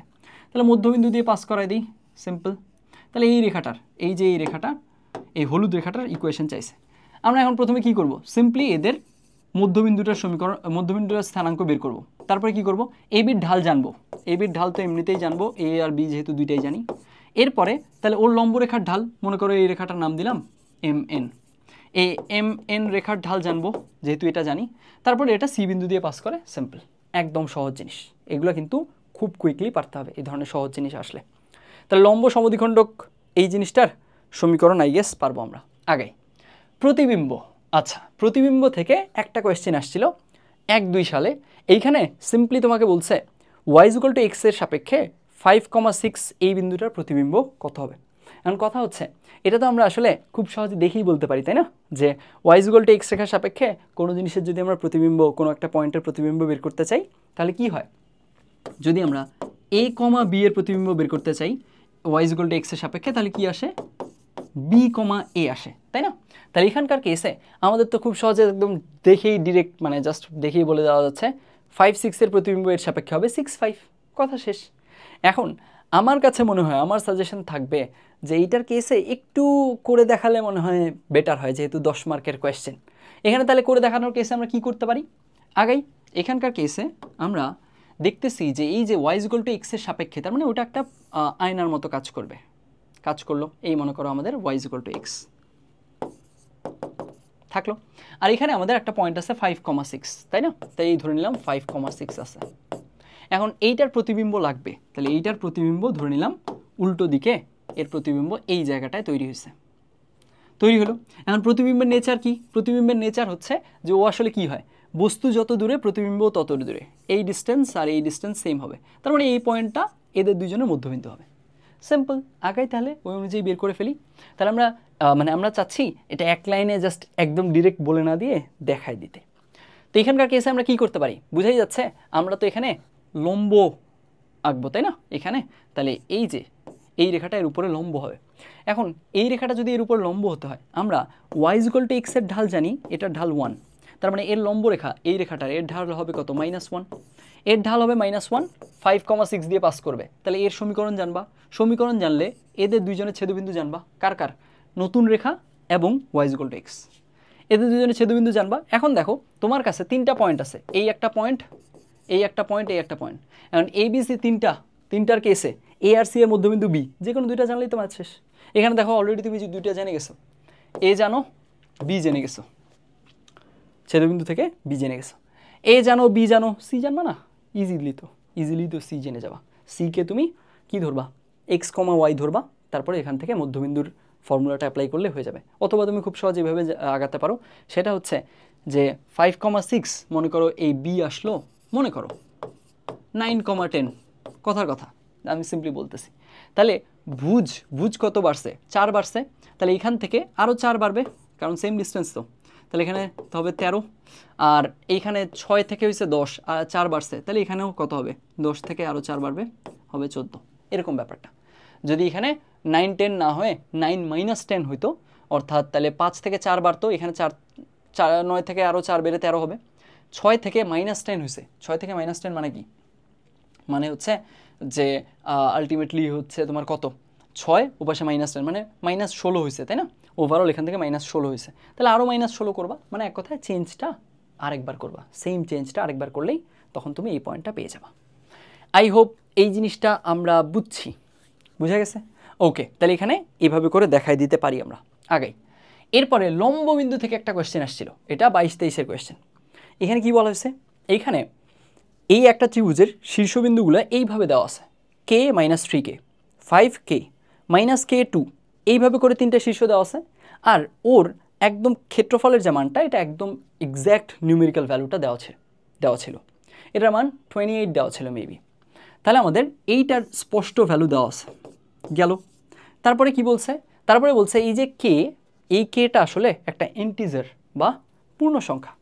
তাহলে এখন বলছে যে ত্রিভুজ ABC এর লম্ববিন্দুর স্থানাঙ্ক ডিরেক্ট আমাকে বের করে দাও। কি করতে পারি, প্রথম কথা হচ্ছে লম্ববিন্দু যদি বের করতে যাই, আমাদের তো আসলে এগুলার নিজেদের স্থানাঙ্ক লাগবে, তাই না? ওর শীর্ষগুলোর স্থানাঙ্ক লাগবে। তাহলে শীর্ষগুলোর স্থানাঙ্ক জানার জন্য ওই ব্যবস্থা করি, ওই ব্যবস্থা করার কেসে কী লাগবে, কে এর মানটা লাগবে। তাহলে কে এর মান ফাইন্ড আউট করার ট্রাই করি। তাহলে এখানে আগাই, এখানকার কেসে তাহলে কী করতে পারি, ওদের ক্ষেত্রফল দেওয়া আছে, তাহলে সিম্পলি আমরা হাফ, তারপরে হচ্ছে a1 b1 1, তারপরে a2 b2 1, a3 b3 1, শেষ তো। তারপরে এখান থেকে আমাদের যে ক্ষেত্রফলের ভ্যালুটা 28 দেওয়া ছিল মোস্ট প্রবাবলি, তাহলে ওইটা সমান করে দিব। তারপর এখান থেকে আগায় ক্যালকুলেশন করলে কে এর মান পেয়ে যাব। কাজ শেষ? না, কাজ শেষ না। এইখানে অবশ্যই আমাদের আবারও কি দিতে হবে, মড দিতে হবে। এখানে ক্ষেত্রফলটা কি নন জিরো না, ক্ষেত্রফলটা তো নন জিরো, যার কারণে অবশ্যই মড দেওয়ার প্রয়োজন আছে। ক্ষেত্রফলটা যদি জিরো হতো তাহলে আসলে মড দেওয়াও যা কথা, না দেওয়াও তা কথা। এই জিনিসটা তো শুরুতেই বলছি, ভুল করা যাবে না। এইখান থেকে তাহলে এই অনুযায়ী আগায় হচ্ছে আমরা এখান থেকে কে এর ভ্যালু আনার ট্রাই করব। তারপরে দেখব কে এর ভ্যালুগুলো কত আসতেছে। মনে করো কে এর ভ্যালু আসলো, যে কে এর ভ্যালু একটা আসলো 7, আরেকটা হলো মাইনাস মনে করো 17/12, তাহলে এটা তো নেওয়া যাবে না, কারণ ও পূর্ণ সংখ্যা হতে হবে। তাহলে অবশ্যই 7 নিব, 7 নিয়ে তারপর কাজ করব। এই তো এইভাবে করে জিনিসটা আগাবে। তারপর এখান থেকে কে এর ভ্যালু যদি পেয়ে যাই, কে এর ভ্যালু পেয়ে গেলে তিনটা স্থানাঙ্কই পেয়ে গেলাম, ত্রিভুজের তিনটা শীর্ষের স্থানাঙ্ক পেয়ে গেছি। তারপরে আমরা কি করতে পারি, তারপরে আমরা খুব সিম্পলি যে কাজটা করতে পারি সেটা হলো এই রকম, যে আমাদের ABC তিনটাই আছে, আমাদের এখন কি লাগবে, লম্ববিন্দু লাগবে। লম্ববিন্দু মানে কি আসলে, লম্ববিন্দু মানে হচ্ছে যে আমাদের এই যে আমরা যদি বিপরীত বাহুর উপরে লম্ব আঁকি, তাহলে যেই পয়েন্টটাতে ছেদ করবে ওই পয়েন্টটা, তাই না? তাহলে এখন এক কাজ করি, আমরা যেহেতু লম্ববিন্দু চাচ্ছি, আমি মনে করো বললাম DEF থাকলো। এখন লম্ববিন্দু চাওয়ার কেসে এইখানে তুমি খেয়াল করো তো, এইখানে আমরা এটা বলতে পারবো না যে ADটা BCর উপরে লম্ব, বুঝলাম, ভালো কথা। এখন কথা হচ্ছে A তো আমি টোটালি জানি, B টোটালি জানি, C টোটালি জানি। এখন তার মানে আমরা কি দেখতেছি, তার মানে আমরা দেখতেছি যে আচ্ছা আমরা লম্ববিন্দুকে যদি x, y বলে ডিফাইন করি, এই BC, এই AD তো BCর উপরে লম্ব, তার মানে অবশ্যই বিসির ঢাল আর এডির ঢাল এই দুইটা গুণ করলে কি আসবে? -1 আসবে। আগাই তাহলে ওই অনুযায়ী আগাবো। তাহলে এখানকার কেসে কি হতে পারে দেখো, এখানকার কেসে বিসির ঢাল স্পষ্ট জানি, কারণ বি স্পষ্ট জানি, সিও স্পষ্ট জানি, তার মানে বিসির ঢাল টোটালি জানি, একদম ক্লিয়ারলি জানি। এখন এডির ঢালের কেসে কিন্তু আমাদের কি লিখবো? এডির ঢালের কেসে আমরা এ পয়েন্ট ক্লিয়ারলি জানি, আর এইটা কি, এই যে ওইটা কি লম্ববিন্দুটাকে ধারণ করে না? এডি তো লম্ববিন্দুকে ধারণ করে, লম্ববিন্দুটাকে মনে করো ও পয়েন্ট বললাম। তাহলে ও এর কেসে ও এর স্থানাঙ্ক তো এক্স কমা ওয়াই, তাহলে এখানে আমি কি করব? এডির ঢাল মানে এ ওর ঢাল, এ ও আর এডি তো সেম, তাহলে বোঝা যাচ্ছে তার মানে এ ওর ঢালটা আমি বাস্তবায়ন করার ট্রাই করব। কেমনে? মনে করো এ পয়েন্ট পাইছি 2,3, তাহলে কি করব? তাহলে লিখবো এখানে y-3/x-2। এই তো এখান থেকে এটা তো ক্লিয়ারলি জানি, এদের দুজনের গুণফল হতে হবে -1। Okay fine. এইখান থেকে তার মানে এক্স আর ওয়াই এর একটা রিলেশন পাবো। এরপরে একই জিনিস আরেকবার বাস্তবায়ন করব, যে কোনো একটা লম্বরেখা দিয়ে, হয় তুমি বি লম্ব এসি দিয়ে করতে পারো, অথবা সিএফ লম্ব এবি দিয়ে করতে পারো, যে কোনো একটা দিয়ে করো। এখন আরেকবার কেন বাস্তবায়ন করতে হবে? এখানে তো আসলে অজানা জিনিস আমাদের মিনিমাম দুইটা ইকুয়েশন লাগবে। এখান থেকে একটা ইকুয়েশন পেয়ে গেছি, আরেকটা জায়গা থেকে আরেকটা ইকুয়েশন পাবো, সমাধান করলেই লম্ববিন্দু বের হয়ে যাবে। বুঝা গেছে? এই ছিল এখানকার ব্যাপার। তাহলে আই হোপ এই জিনিসটা ক্লিয়ার হয়েছে। সতর্কতা যেগুলো বলবো ওগুলো মেনটেন করতে হবে, কিন্তু ওগুলোর কেসে ভুল করা যাবে না, কারণ প্রসিজারও মার্ক আছে। আচ্ছা, এরপরে দেখো, এরপরের যে ব্যাপারটা সেটা হচ্ছে বিন্দু থেকে রেখার দূরত্ব। এটার বেসিকটা কি ছিল? এটার বেসিকটা এমন ছিল যে আমাদের যদি মনে করো একটা বিন্দু হচ্ছে আলফা বিটা হয়, আর আমাদের একটা রেখার সমীকরণ হচ্ছে a1x plus b1y plus c1 = 0। এখন এখান থেকে এই বিন্দু থেকে এই রেখার আমি লম্ব দূরত্ব জানতে চাচ্ছি, তাহলে দূরত্বটা কি হবে? দূরত্বটা হবে মড অফ এই বিন্দুটা দিয়ে এই পার্টটুকুকে আমরা সিদ্ধ করে দিব। তাহলে সিদ্ধ করে কি আসবে? a1 alpha plus b1 beta plus c1 by কি হবে? x এর সহগ স্কোয়ার প্লাস y এর সহগ স্কোয়ার, তার মানে a1 square plus b1 square, তার উপরে রুট। এই তো এই ডিস্টেন্সটাই হচ্ছে এই পয়েন্ট থেকে এই রেখার লম্ব দূরত্ব, এটার ফর্মুলা, তাই না? এখন এইখানকার কেসে আমাদের এই টপিকটার উপরে 19-20 কোয়েশ্চেন আসছিল। এই কোয়েশ্চেনটাতে আসলে আমাদের সিম্পলি ট্রাইগোনোমেট্রি একটু টাচ আছে। এখানে কি বলছে? ইকুয়েশন 1 হচ্ছে এইরকম, ইকুয়েশন 2 হচ্ছে এইরকম। ফাইন। মূলবিন্দু থেকে ইকুয়েশন 1 এর উপরে লম্ব দূরত্ব দেওয়া আছে, মূলবিন্দু থেকে ইকুয়েশন 2 এর উপরে লম্ব দূরত্ব দেওয়া আছে, অ্যান্ড দেওয়া আছে এই যে আমাদের টিক মার্ক, এটা ডিফাইন করতেছে যে এই ভ্যালুটা একদম প্রপার নিউমেরিক্যাল একটা ভ্যালু, মনে করো 2 সেন্টিমিটার 3 সেন্টিমিটার এরকম করে ভ্যালুগুলো দেওয়া আছে। বুঝছি? একদম টোটাল ক্লিয়ারলি ভ্যালুটা দেওয়া আছে, কোনো অজানা জিনিসপত্র নাই এখানে। এরপরে এখন এখান থেকে আমাদের জানতে চাইছে তাহলে কে এর ভ্যালুটা কত, কে এর মানটা কত। এখন আমরা কি করতে পারি? খুব সিম্পল, এই যে যেই ফর্মুলা শিখছি ওইটা জিনিস অ্যাপ্লাই করে এখানে কাজটা করে ফেলতে পারি। এখানে দেখো মূলবিন্দু থেকে বলছে, তার মানে আমাদের উপরে সিদ্ধ করার সময় এক্সের জায়গায় ওয়াইয়ের জায়গায় 0 0 বসবে, তাহলে এগুলো নাই হয়ে যাবে, থাকবে কে থাকবে, নিচে থাকবে √sec² θ প্লাস cos²। এখানে থাকবে কে, উপরে থাকবে কে cos θ, আর নিচে থাকবে হচ্ছে cos² θ প্লাস sin² θ রুট, মানে হচ্ছে 1। তাহলে ওই পাশ থেকে আমাদের এই দুইটা তুলনা করে কে এর মানটা চলে আসবে আর কি, কে এর মানটা নিয়ে আসা যাবে। এই যে সেক কোসেক আছে, ওগুলোকে সাইন কোসে কনভার্ট করে নিলেই কাজটা হয়ে যাবে। বুঝা গেছে? এইখানে ট্রাইগোনোমেট্রির সাথে একটু টাচ রেখে কোয়েশ্চেনটা দেওয়া হয়েছে। এরপর আসতেছে কোণের সমদ্বিখণ্ডক। আচ্ছা, কোণের সমদ্বিখণ্ডকের কেসে এখানে অনেকের প্যাচ লাগে, অনেকের ঝামেলা লাগে। এইটাতে আমরা যখন ওই যে এই পড়াটা শেষ হলে তারপরে আলোচনাটুকু দেখব, তাহলে দেখবা কাজটা ইনশাল্লাহ সহজ হয়ে যাবে। এখানে কি বলা ছিল? এইখানকার কোয়েশ্চেনটা একটু লেন্দি, 14-15 কোয়েশ্চেন। এইখানে একটা ইকুয়েশন টোটালি দেওয়া ছিল, তারপরে আরেকটা ইকুয়েশন টোটালি দেওয়া ছিল, দুইটা ইকুয়েশন টোটালি দেওয়া আছে। কোণের সমদ্বিখণ্ডকগুলা এক্স অক্ষকে পি কমা আর পয়েন্টে ছেদ করে, আর কোণের সমদ্বিখণ্ডকগুলা ওয়াই অক্ষকে কিউ কমা এস বিন্দুতে ছেদ করে, এই দুটো তথ্য দেওয়া আছে। এখন এইখানে এই জিনিসটাতে বুঝছো ক্লিয়ারলি কোয়েশ্চেনে যদি ডিফাইন করা না থাকে, এইখানে আসলে দুইটা সিনারিও হতে পারে। কেমনে বুঝো? এইখানে কোণের সমদ্বিখণ্ডক কয়টা? দুইটা, তাই না? ইকুয়েশন 1 আর ইকুয়েশন 2 এর যদি আমরা গ্রাফ আঁকি, তাহলে গ্রাফ আঁকলে কীরকম দাঁড়াবে? এই মনে করো এই একটা গ্রাফ, আর হচ্ছে এই আরেকটা গ্রাফ। এখন এদের কোণের সমদ্বিখণ্ডক যদি আমরা ড্র করতে যাই, কোণের সমদ্বিখণ্ডকগুলো কীরকম হবে? এই কোণের সমদ্বিখণ্ডক যদি আমরা বের করি, তাহলে আসলে মনে করো এই দিক দিয়ে এরকম গেল, আরেকটা কি হবে? আরেকটা এর উপরে লম্ব হবে, শিওরলি লম্ব হবে। এই জিনিসটা তোমরা অনেকে হয়তোবা খেয়াল করো না বা জানো না, সেটা হচ্ছে যখনই দুইটা স্ট্রেট লাইন পরস্পর যারা অসমান্তরাল অর্থাৎ কোনো না কোনো পয়েন্টে একবার ছেদ করছে, ওদের কেসে ওদের দ্বারা উৎপন্ন কোণগুলোর সমদ্বিখণ্ডক যদি তুমি আঁকো, যত কোণই তৈরি করুক তারা আজীবন সমদ্বিখণ্ডকগুলো নিজেদের মাঝে লম্বভাবে থাকবে। এইটা খুবই প্রমিনেন্ট একটা ওদের কি বলবো প্রপার্টি। আচ্ছা যাই হোক, ওই জিনিসটা কেন হয় আলোচনায় গেলে দেখাবো, কোনো চিন্তা নেই, এই জিনিসটা সহজ করে দেওয়ার ট্রাই করব। এখন দেখো এইটার কেসে আমাকে তো বলে নাই যে কোনটাকে প্রথম হিসেবে ট্রিট করব, কোনটাকে সেকেন্ড হিসেবে ট্রিট করব, এই জিনিসটা বলে নাই। যদি এখানে এভাবে বলে দিত কোণের সমদ্বিখণ্ডকগুলোর কেসে আমরা সূক্ষ্ম কোণের সমদ্বিখণ্ডকটাকে ফার্স্ট হিসেবে ট্রিট করব, স্থূল কোণের সমদ্বিখণ্ডকটাকে সেকেন্ড হিসেবে ট্রিট করব, তাহলে ব্যাপারটা ডিফারেন্ট হতো, তাহলে ব্যাপারটা ডিফাইন করে দেওয়া যেত। এখন আসলে ডিফাইন্ড হচ্ছে না।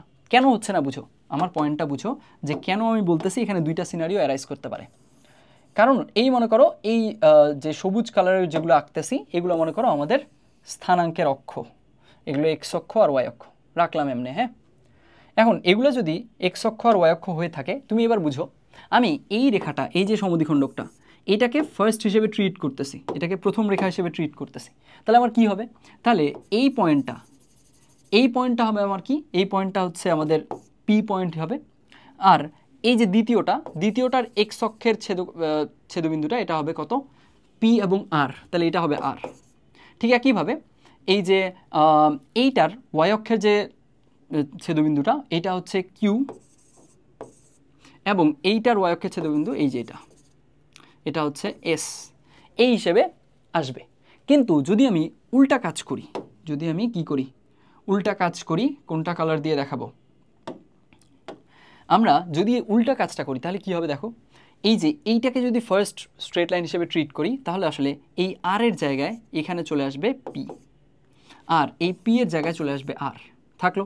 ঠিক একইভাবে এখানে কি হয়ে যাবে, এই যে এইটার এই এস এর জায়গায় চলে আসবে এখানে কিউ, এবং এই কিউ এর জায়গায় চলে আসবে এস। দেখো বুঝছো কিনা, সিম্পল। আমরা কোন রেখাটাকে, কোন সমদ্বিখণ্ডকটাকে ফার্স্ট হিসেবে ট্রিট করতেছি এই ব্যাপারটার উপরে বেস করে কিন্তু পি কিউ আর এস এই যে এইগুলোর ডেফিনেশন ব্যাপারটা আলাদা হয়ে যাচ্ছে, এখানে দুইটা কেস অ্যারাইজ করতেছে। তো এখানে একটা স্পেসিফিকেশন থাকলে ভালো হতো, স্পেসিফিকেশন না থাকলে তো দুইটাই দেখাতে হবে প্রশ্ন মতে, তাই না? তো তখন ঝামেলাটা একটু বাড়বে। এখানে এই পয়েন্টটা বুঝছো কিনা খেয়াল করো, এটাকে যদি ফার্স্ট হিসেবে ট্রিট করি তাহলে কি হচ্ছে, এটা পি হচ্ছে, এটা আর, তারপরে এইটা হচ্ছে কিউ, ওটা এস, ওই সবুজের ডেফিনেশনটা। আর এইটাকে যদি ফার্স্ট হিসেবে ট্রিট করি তাহলে নীলের ডেফিনেশনটা এই যে পি আর কিউ এস। এখন কি বলছে, এখন বলছে যে একটা রেখা সমদ্বিখণ্ডকগুলোর ছেদবিন্দু দিয়ে যায়। দেখো যখনই দুইটা অসমান্তরাল রেখা পরস্পরকে ছেদ করতেছে, ওদের ছেদবিন্দুই হচ্ছে ওদের কোণের সমদ্বিখণ্ডকগুলোর ছেদবিন্দু। কমন সেন্স, সিম্পল কথা। তাহলে এদের কেসে এদের দেখো এরা কোথায় ছেদ করছে, রেখা দুইটা, অ্যাকচুয়াল রেখা দুইটা, এই যে ব্লু কালারের, এরা ছেদ করছে এখানে, তাহলে সমদ্বিখণ্ডকদের ছেদবিন্দু ওইটা হইতেই হবে, এমনিতে চিত্র দেখে বোঝা যাচ্ছে ওইটা হইতে হবে। তাহলে এই পয়েন্ট দিয়ে পাস করবে, আর কি হবে, পি এস এর সমান্তরাল, এইখানে বুঝো পি এস এর সমান্তরাল যদি আমরা এটাকে ফার্স্ট হিসেবে ট্রিট করি তাহলে পি এস হচ্ছে এটা পি, এটা এস এর সমান্তরাল, তার মানে রেখাটা হবে অনেকটা এরকম,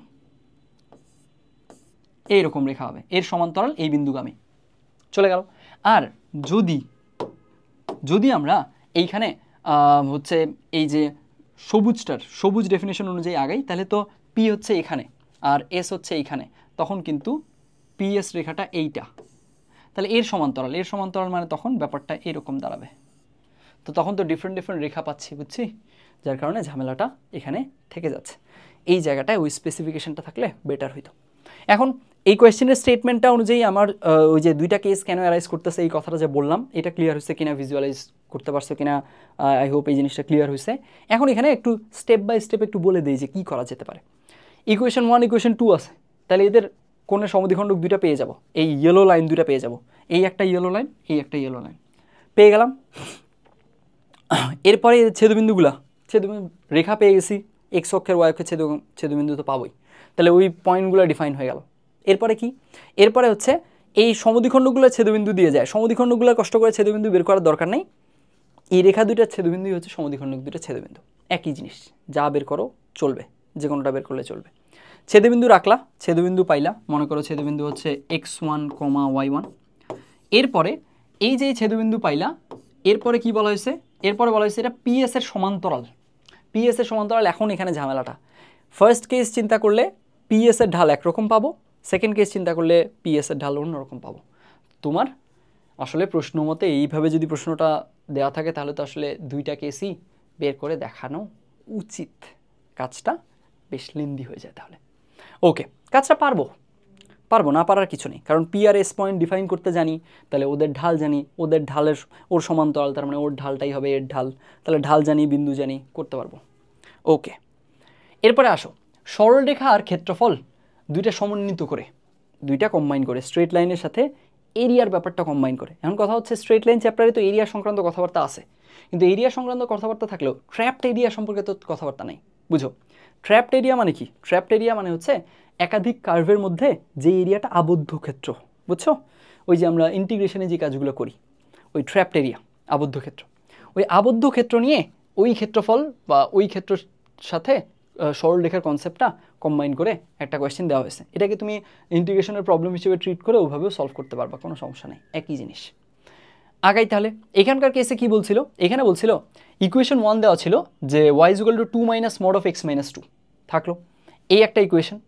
এই ইকুয়েশন এবং x অক্ষ দ্বারা আবদ্ধ ক্ষেত্রটি, তার মানে এই যে ইকুয়েশনটা এটার যদি গ্রাফ আঁকি, এটা x অক্ষের সাথে একটা ক্ষেত্র আবদ্ধ করবে, ফাইন। এরপরে কি হবে? ওই আবদ্ধ ক্ষেত্রটা y = k দিয়ে সমান দুই ভাগে বিভক্ত হবে। তাহলে k এর মানটা জানতে চাওয়া হয়েছে। তাহলে প্রথম কথা হচ্ছে কি, আমাদের অ্যাটলিস্ট এর গ্রাফটা জানতে হবে, তারপরে এক্স অক্ষের সাথে ও কীভাবে এরিয়াটা ট্র্যাপ করতেছে কীভাবে সেটা বুঝতে হবে। সেটা বুঝে ওই অনুযায়ী y = k দিয়ে ওইটা যদি সমান দুই ভাগে বিভক্ত হয় তাহলে k এর মানটা শর্ত অনুযায়ী বের করার চেষ্টা করতে হবে, তাই না? এখন এখানকার কেসে প্রথম কথা, এই যে y = 2 - mod of x - 2 এইটার গ্রাফটা আঁকার কেসে তুমি গ্রাফ শিফটিং যদি জেনে থাকো, গ্রাফ শিফটিং জেনে থাকলে গ্রাফ শিফটিংয়ের ওয়ে দিয়ে করতে পারো। কীভাবে? mod of x এর গ্রাফ জানলে মাইনাস mod of x এর গ্রাফ জানবো, আবার mod of x এর গ্রাফ জানলে mod of x - 2 এর গ্রাফ জানবো। তো এখানে দুইটা অপারেশন একসাথে অপারেট করব। mod of x থেকে প্রথমে mod of x - 2 তে যাব, তারপরে মাইনাস হলে কি হবে সেই জিনিসটাতে যাব, তারপরে ওই গ্রাফটা একটা ভার্টিক্যাল শিফট পাবে, 2 অ্যাড হয়েছে যার কারণে। এইভাবে করে করতে পারো তুমি গ্রাফ শিফটিং দিয়ে। আর যদি গ্রাফ শিফটিংয়ে না যেতে চাও, খুব ইজিলি এইভাবে করে ফেলতে পারো। সেটা কি? সেটা হচ্ছে তুমি খেয়াল করো এখানকার কেসে কি হচ্ছে, বোঝা যাচ্ছে এখানে mod of x - 2 আছে। মডের নেচার কি? মডের নেচার হচ্ছে মডের ভেতরে জিনিস যদি পজিটিভ হয় বা 0 সমান হয় তাহলে ও একদম যা ছিল তাই হবে, যেমন mod of 5 = 5ই হয়। আর যদি মডের ভেতরে জিনিসটা নেগেটিভ হয় তাহলে আসলে কি হয়ে যাবে, তার সামনে মাইনাস আসবে, যেমন mod of -5 = -5। বুঝছি? তাহলে ওই অনুযায়ী যদি লিখি তাহলে কি হচ্ছে, তাহলে হচ্ছে y = 2 - x - 2 অর্থাৎ 4 - x। তার মানে আসে কত? তার মানে আসে x + y = 4। x + y = 4 এইরকম আচরণ করবে কখন? এই মডের ভিতর থেকে যখন ও যা ছিল হুবহু চলে আসবে, অর্থাৎ x - 2 ছিল মডের ভিতরে, x - 2ই আসবে, অর্থাৎ মডের ভেতরের জিনিসটা > 0, x > 2। মানে x এর ভ্যালুটা যখন > 2 তখন গ্রাফটা এরকম আচরণ করবে, থাকলো। আর যদি হচ্ছে তোমার x - 2 মডের ভেতরে জিনিসটা <0 হয়, অর্থাৎ x <2 হয়, তখন আসলে সেটার আচরণ কীরকম হবে? y = 2 - -x - 2। x থাকে তাহলে y = x, অর্থাৎ এইটা আসলে কি করবে, x এর মান যখন 2 এর থেকে ছোট তখন y = x এর মতো আচরণ করবে। আর হচ্ছে তোমার আলটিমেটলি যদি x এর মান 2 এর সমান বা তার থেকে বড় হয় তখন x + y = 4 এরকম আচরণ করবে। তাহলে এইটার গ্রাফ বিল্ড করা যাবে। এটার গ্রাফ যদি আমরা বিল্ড করি, কুইক একটু দেখানোর ট্রাই করি। এইটার গ্রাফ যদি আমরা একটু বিল্ড করি তাহলে কি দাঁড়াবে দেখো, এইখানে আমাদের পয়েন্টটা কত? পয়েন্টটা হচ্ছে 2। এই 2 পয়েন্টে গিয়ে কাজটা, তাহলে 2 পয়েন্টের আগ পর্যন্ত y = x, y = x মানে মূলবিন্দুগামী, ঢাল হচ্ছে 1, এরকম রেখাটা থাকলো। এরপরে কি হয়? এরপরে ঘটনা হচ্ছে 2 এর সমান বা তার বড় হয়ে গেলেই ও আসলে x + y = 4 দেয়। তো x + y = 4, এই যে এই রেখাটা, এটা হচ্ছে x অক্ষকে 4,0 পয়েন্টে ছেদ করে। আর এইখানকার পয়েন্টটা কত বলো? এইখানকার পয়েন্টটা, এইটা তো x এর মান 2 ছিল, তাহলে এই পয়েন্টটা হচ্ছে 2,2। কেন 2,2? কারণ এইখানে তো y = x বাস্তবায়ন করছি আমরা, এটুকু তো y = x, y = x বাস্তবায়ন করছি, তার মানে x এর ভ্যালু যদি 2 হয় তাহলে y এর ভ্যালু এখানে 2। এটার মার্জিনাল পয়েন্টটা 2.2 আর 2,2। আর এইখান থেকে তাহলে এই জিনিসটা এই যে 2,2 দিয়ে যায় কিনা চেক করে দেখি। এক্স এর মান 2 বসালে ওয়াই এর মান 2 আসে, তার মানে এই পয়েন্ট দিয়ে যায়, এই পয়েন্ট দিয়ে যায়, এক্স অক্ষকে 4,0 পয়েন্টে ছেদ করে, ইজি। তাহলে এখান থেকে আলটিমেটলি এইটার বাকি পার্টটা আগাবে এইভাবে, বাকি পার্টটা আগাবে এখানে এইভাবে, এই পয়েন্টটা হচ্ছে 4,0, এই পয়েন্টটা 4,0 চলে গেল। এই যে ট্র্যাপড এরিয়াটা, এই এরিয়াটা যে ট্র্যাপ করছে এই জিনিসটা এক্স অক্ষের সাথে, এই এরিয়াটা ট্র্যাপ করছে, এটার কথা এখানে বলছিল। এইটার গ্রাফ এবং ইকুয়েশন 1 এবং এক্স অক্ষ দ্বারা আবদ্ধ ক্ষেত্রটি, এই আবদ্ধ ক্ষেত্রটা ওয়াই ইজ ইকুয়াল টু কে দিয়ে সমান 2 ভাগে বিভক্ত হয়। তাহলে ওয়াই ইজ ইকুয়াল টু কে মানে কি, এক্স অক্ষের প্যারালাল লাইন। এক্স অক্ষের প্যারালাল লাইন একটা এসে একে কী করবে, এই মাঝামাঝি কোনো একটা জায়গায় 0 থেকে 2 এর এই মাঝামাঝি কোনো একটা জায়গায় দিয়ে পাস করবে, পাস করার পরে কি করবে, ওকে ওই এরিয়াটাকে সমান 2 ভাগে ভাগ করে দিবে, তাই তো? তাহলে যদি পাস করে তাহলে আমরা এক কাজ করতে পারি, আচ্ছা এখান থেকে আরেকটা লাইন নেই, তাহলে এই মনে করো এই দিক দিয়ে গেছে, এই দিক দিয়ে যাওয়ার পরে আমাদের এই যে ট্র্যাপড এরিয়া আছে, এইখানে যে ট্র্যাপড এরিয়া আমাদের আছে, এই একটা ট্র্যাপড এরিয়া, আমাদের এই একটা ট্র্যাপড এরিয়া, আর কি, আর আমাদের এই একটা ট্র্যাপড এরিয়া, এই দুইটা ট্র্যাপড এরিয়ার কেসে এরা দুজন কি হবে, সমান।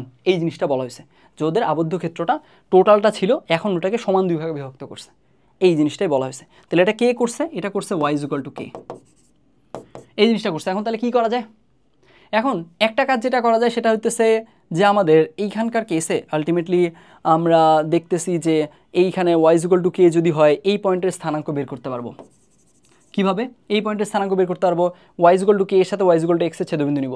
একইভাবে এই পয়েন্টের স্থানাঙ্ক বের করতে পারবো, y is equal to k এর সাথে x plus y is equal to 4 এর ছেদবিন্দু নিব।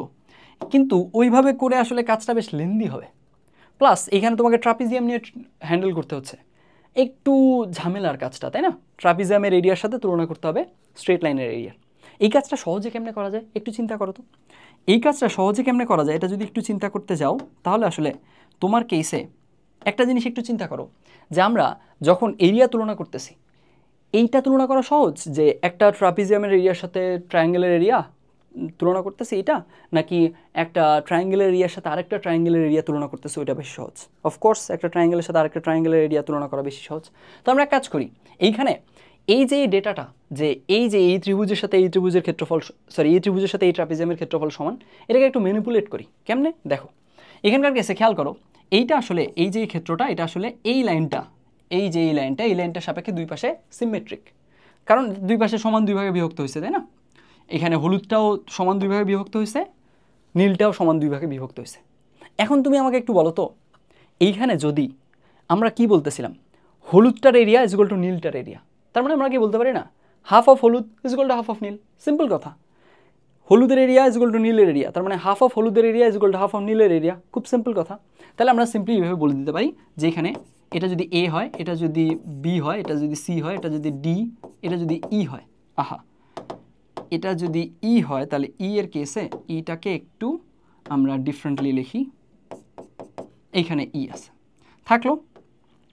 এই জিনিস যদি হয়ে থাকে তাহলে আসলে আমরা কি এই জিনিস বলতে পারি, এটা বলতে পারি যে ত্রিভুজ ADE ইজ ইকুয়াল টু হচ্ছে আমাদের কোন ক্ষেত্রটা, BCED। তার মানে এই যে হাফ অফ হলুদ is equal to half of নীল থাকলো। কিন্তু কথা হচ্ছে আমার ট্রাপিজিয়াম তো রয়ে গেছে, আমার কি করতে হবে, ট্রাপিজিয়াম থেকে ট্রায়াঙ্গেলে শিফট করতে হবে। তাহলে ওই শিফটটা কীভাবে করা যায়, দেখো ওইভাবে করা যায় যে আমাদের এই যে ট্রায়াঙ্গেল আর এই যে ট্রাপিজিয়াম, এই দুইটা মিলেই তো বড় ট্রায়াঙ্গেল। তাহলে এক কাজ করি, আমরা কি এইটা জিনিস বলতে পারি না যে ত্রিভুজ ADE is equal to half of ত্রিভুজ ABC? অফকোর্স বলতে পারি। দেখো টোটাল ট্রায়াঙ্গেলটার এরিয়া, এই ABC ট্রায়াঙ্গেলটার এরিয়া, বড় ট্রায়াঙ্গেলটা, ABC ট্রায়াঙ্গেলের এরিয়া কী হয়ে যাবে, এই পিচ্ছি ট্রায়াঙ্গেল অর্থাৎ হলুদ যে ছোটো ট্রায়াঙ্গেলটা এর ডাবল হবে। বোঝা যাচ্ছে? কারণ কি দেখো ABC ট্রায়াঙ্গেলের এরিয়া ফর্মড হয়েছে এই হলুদকে নিয়ে আর এই নীলকে নিয়ে, এই হলুদ আর নীল তো পরস্পর সমান, তার মানে কি ABCর এরিয়াটা হলুদেরও ডাবল নীলেরও ডাবল, সিম্পল ওই জিনিসটাই লিখছি। এখন এই ম্যানিপুলেশনটা করে লাভটা কি, লাভ হচ্ছে আমরা ইয়ার থেকে ট্রাপিজিয়াম থেকে ত্রিভুজে কনভার্ট করতে পারছি। ত্রিভুজে যদি কনভার্ট করতে পারি তাহলে বাকিটা ইজি, বাকিটা সিম্পলি আমরা এইভাবে করতে পারি যে ত্রিভুজ ADE বাই ত্রিভুজ ABC is equal to half, তাই তো? এখন দেখো এইখানকার কেসে এই দুইটা ট্রায়াঙ্গেল পরস্পর কি অনুরূপ কোণী ত্রিভুজ, তাই না? একদম সিমিলার ট্রায়াঙ্গেল। অনুরূপ কোণী ত্রিভুজের কেসে আমরা কি জানি? অনুরূপ ত্রিভুজ বা অনুরূপ কোণী ত্রিভুজের মানে হচ্ছে যে ওদের অনুরূপ বাহুগুলোর রেশিও অবশ্যই সমান হয়, আর কোণগুলো তো সমান হয়ই। তাহলে অনুরূপ বাহুগুলোর রেশিও যদি পরস্পর সমান হয় তাহলে আমরা কি বলতে পারি? আমরা বলতে পারি AD by AB is equal to AE by AC is equal to DE by BC, এই জিনিসগুলো বলতে পারি।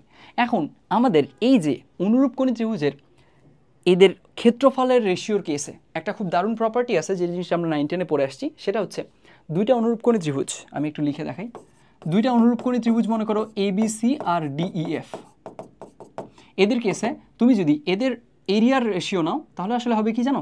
এই এরিয়ার রেশিওর মানটা হবে এদের যে কোনো অনুরূপ বাহুর যে জোড়া তার রেশিওর স্কোয়ার। মনে করো এদের অনুরূপ বাহুর জোড়া কি কি?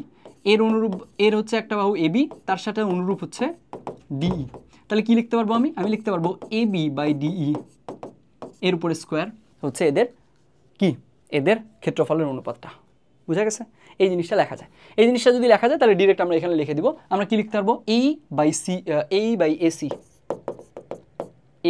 বাই AC এর উপরে whole square is equal to half. এখন দেখো AE মানে কি বলো? AE মানে হচ্ছে এই টোটালটা হচ্ছে 2, এই টোটালটা 2, এইটুকু হচ্ছে K, তার মানে এইটুকু কত? 2 - K। সিম্পল। আমরা তো হাইটে জিনিসটা কনভার্ট করার কাজ ছিল, করে ফেলছি কাজ, তাহলে আর কোনো ইস্যু নেই। AE মানে হচ্ছে 2 - K আর AC মানে 2, এটার উপরে হোল স্কোয়ার হাফ। এখান থেকে K এর ভ্যালু চলে আসবে।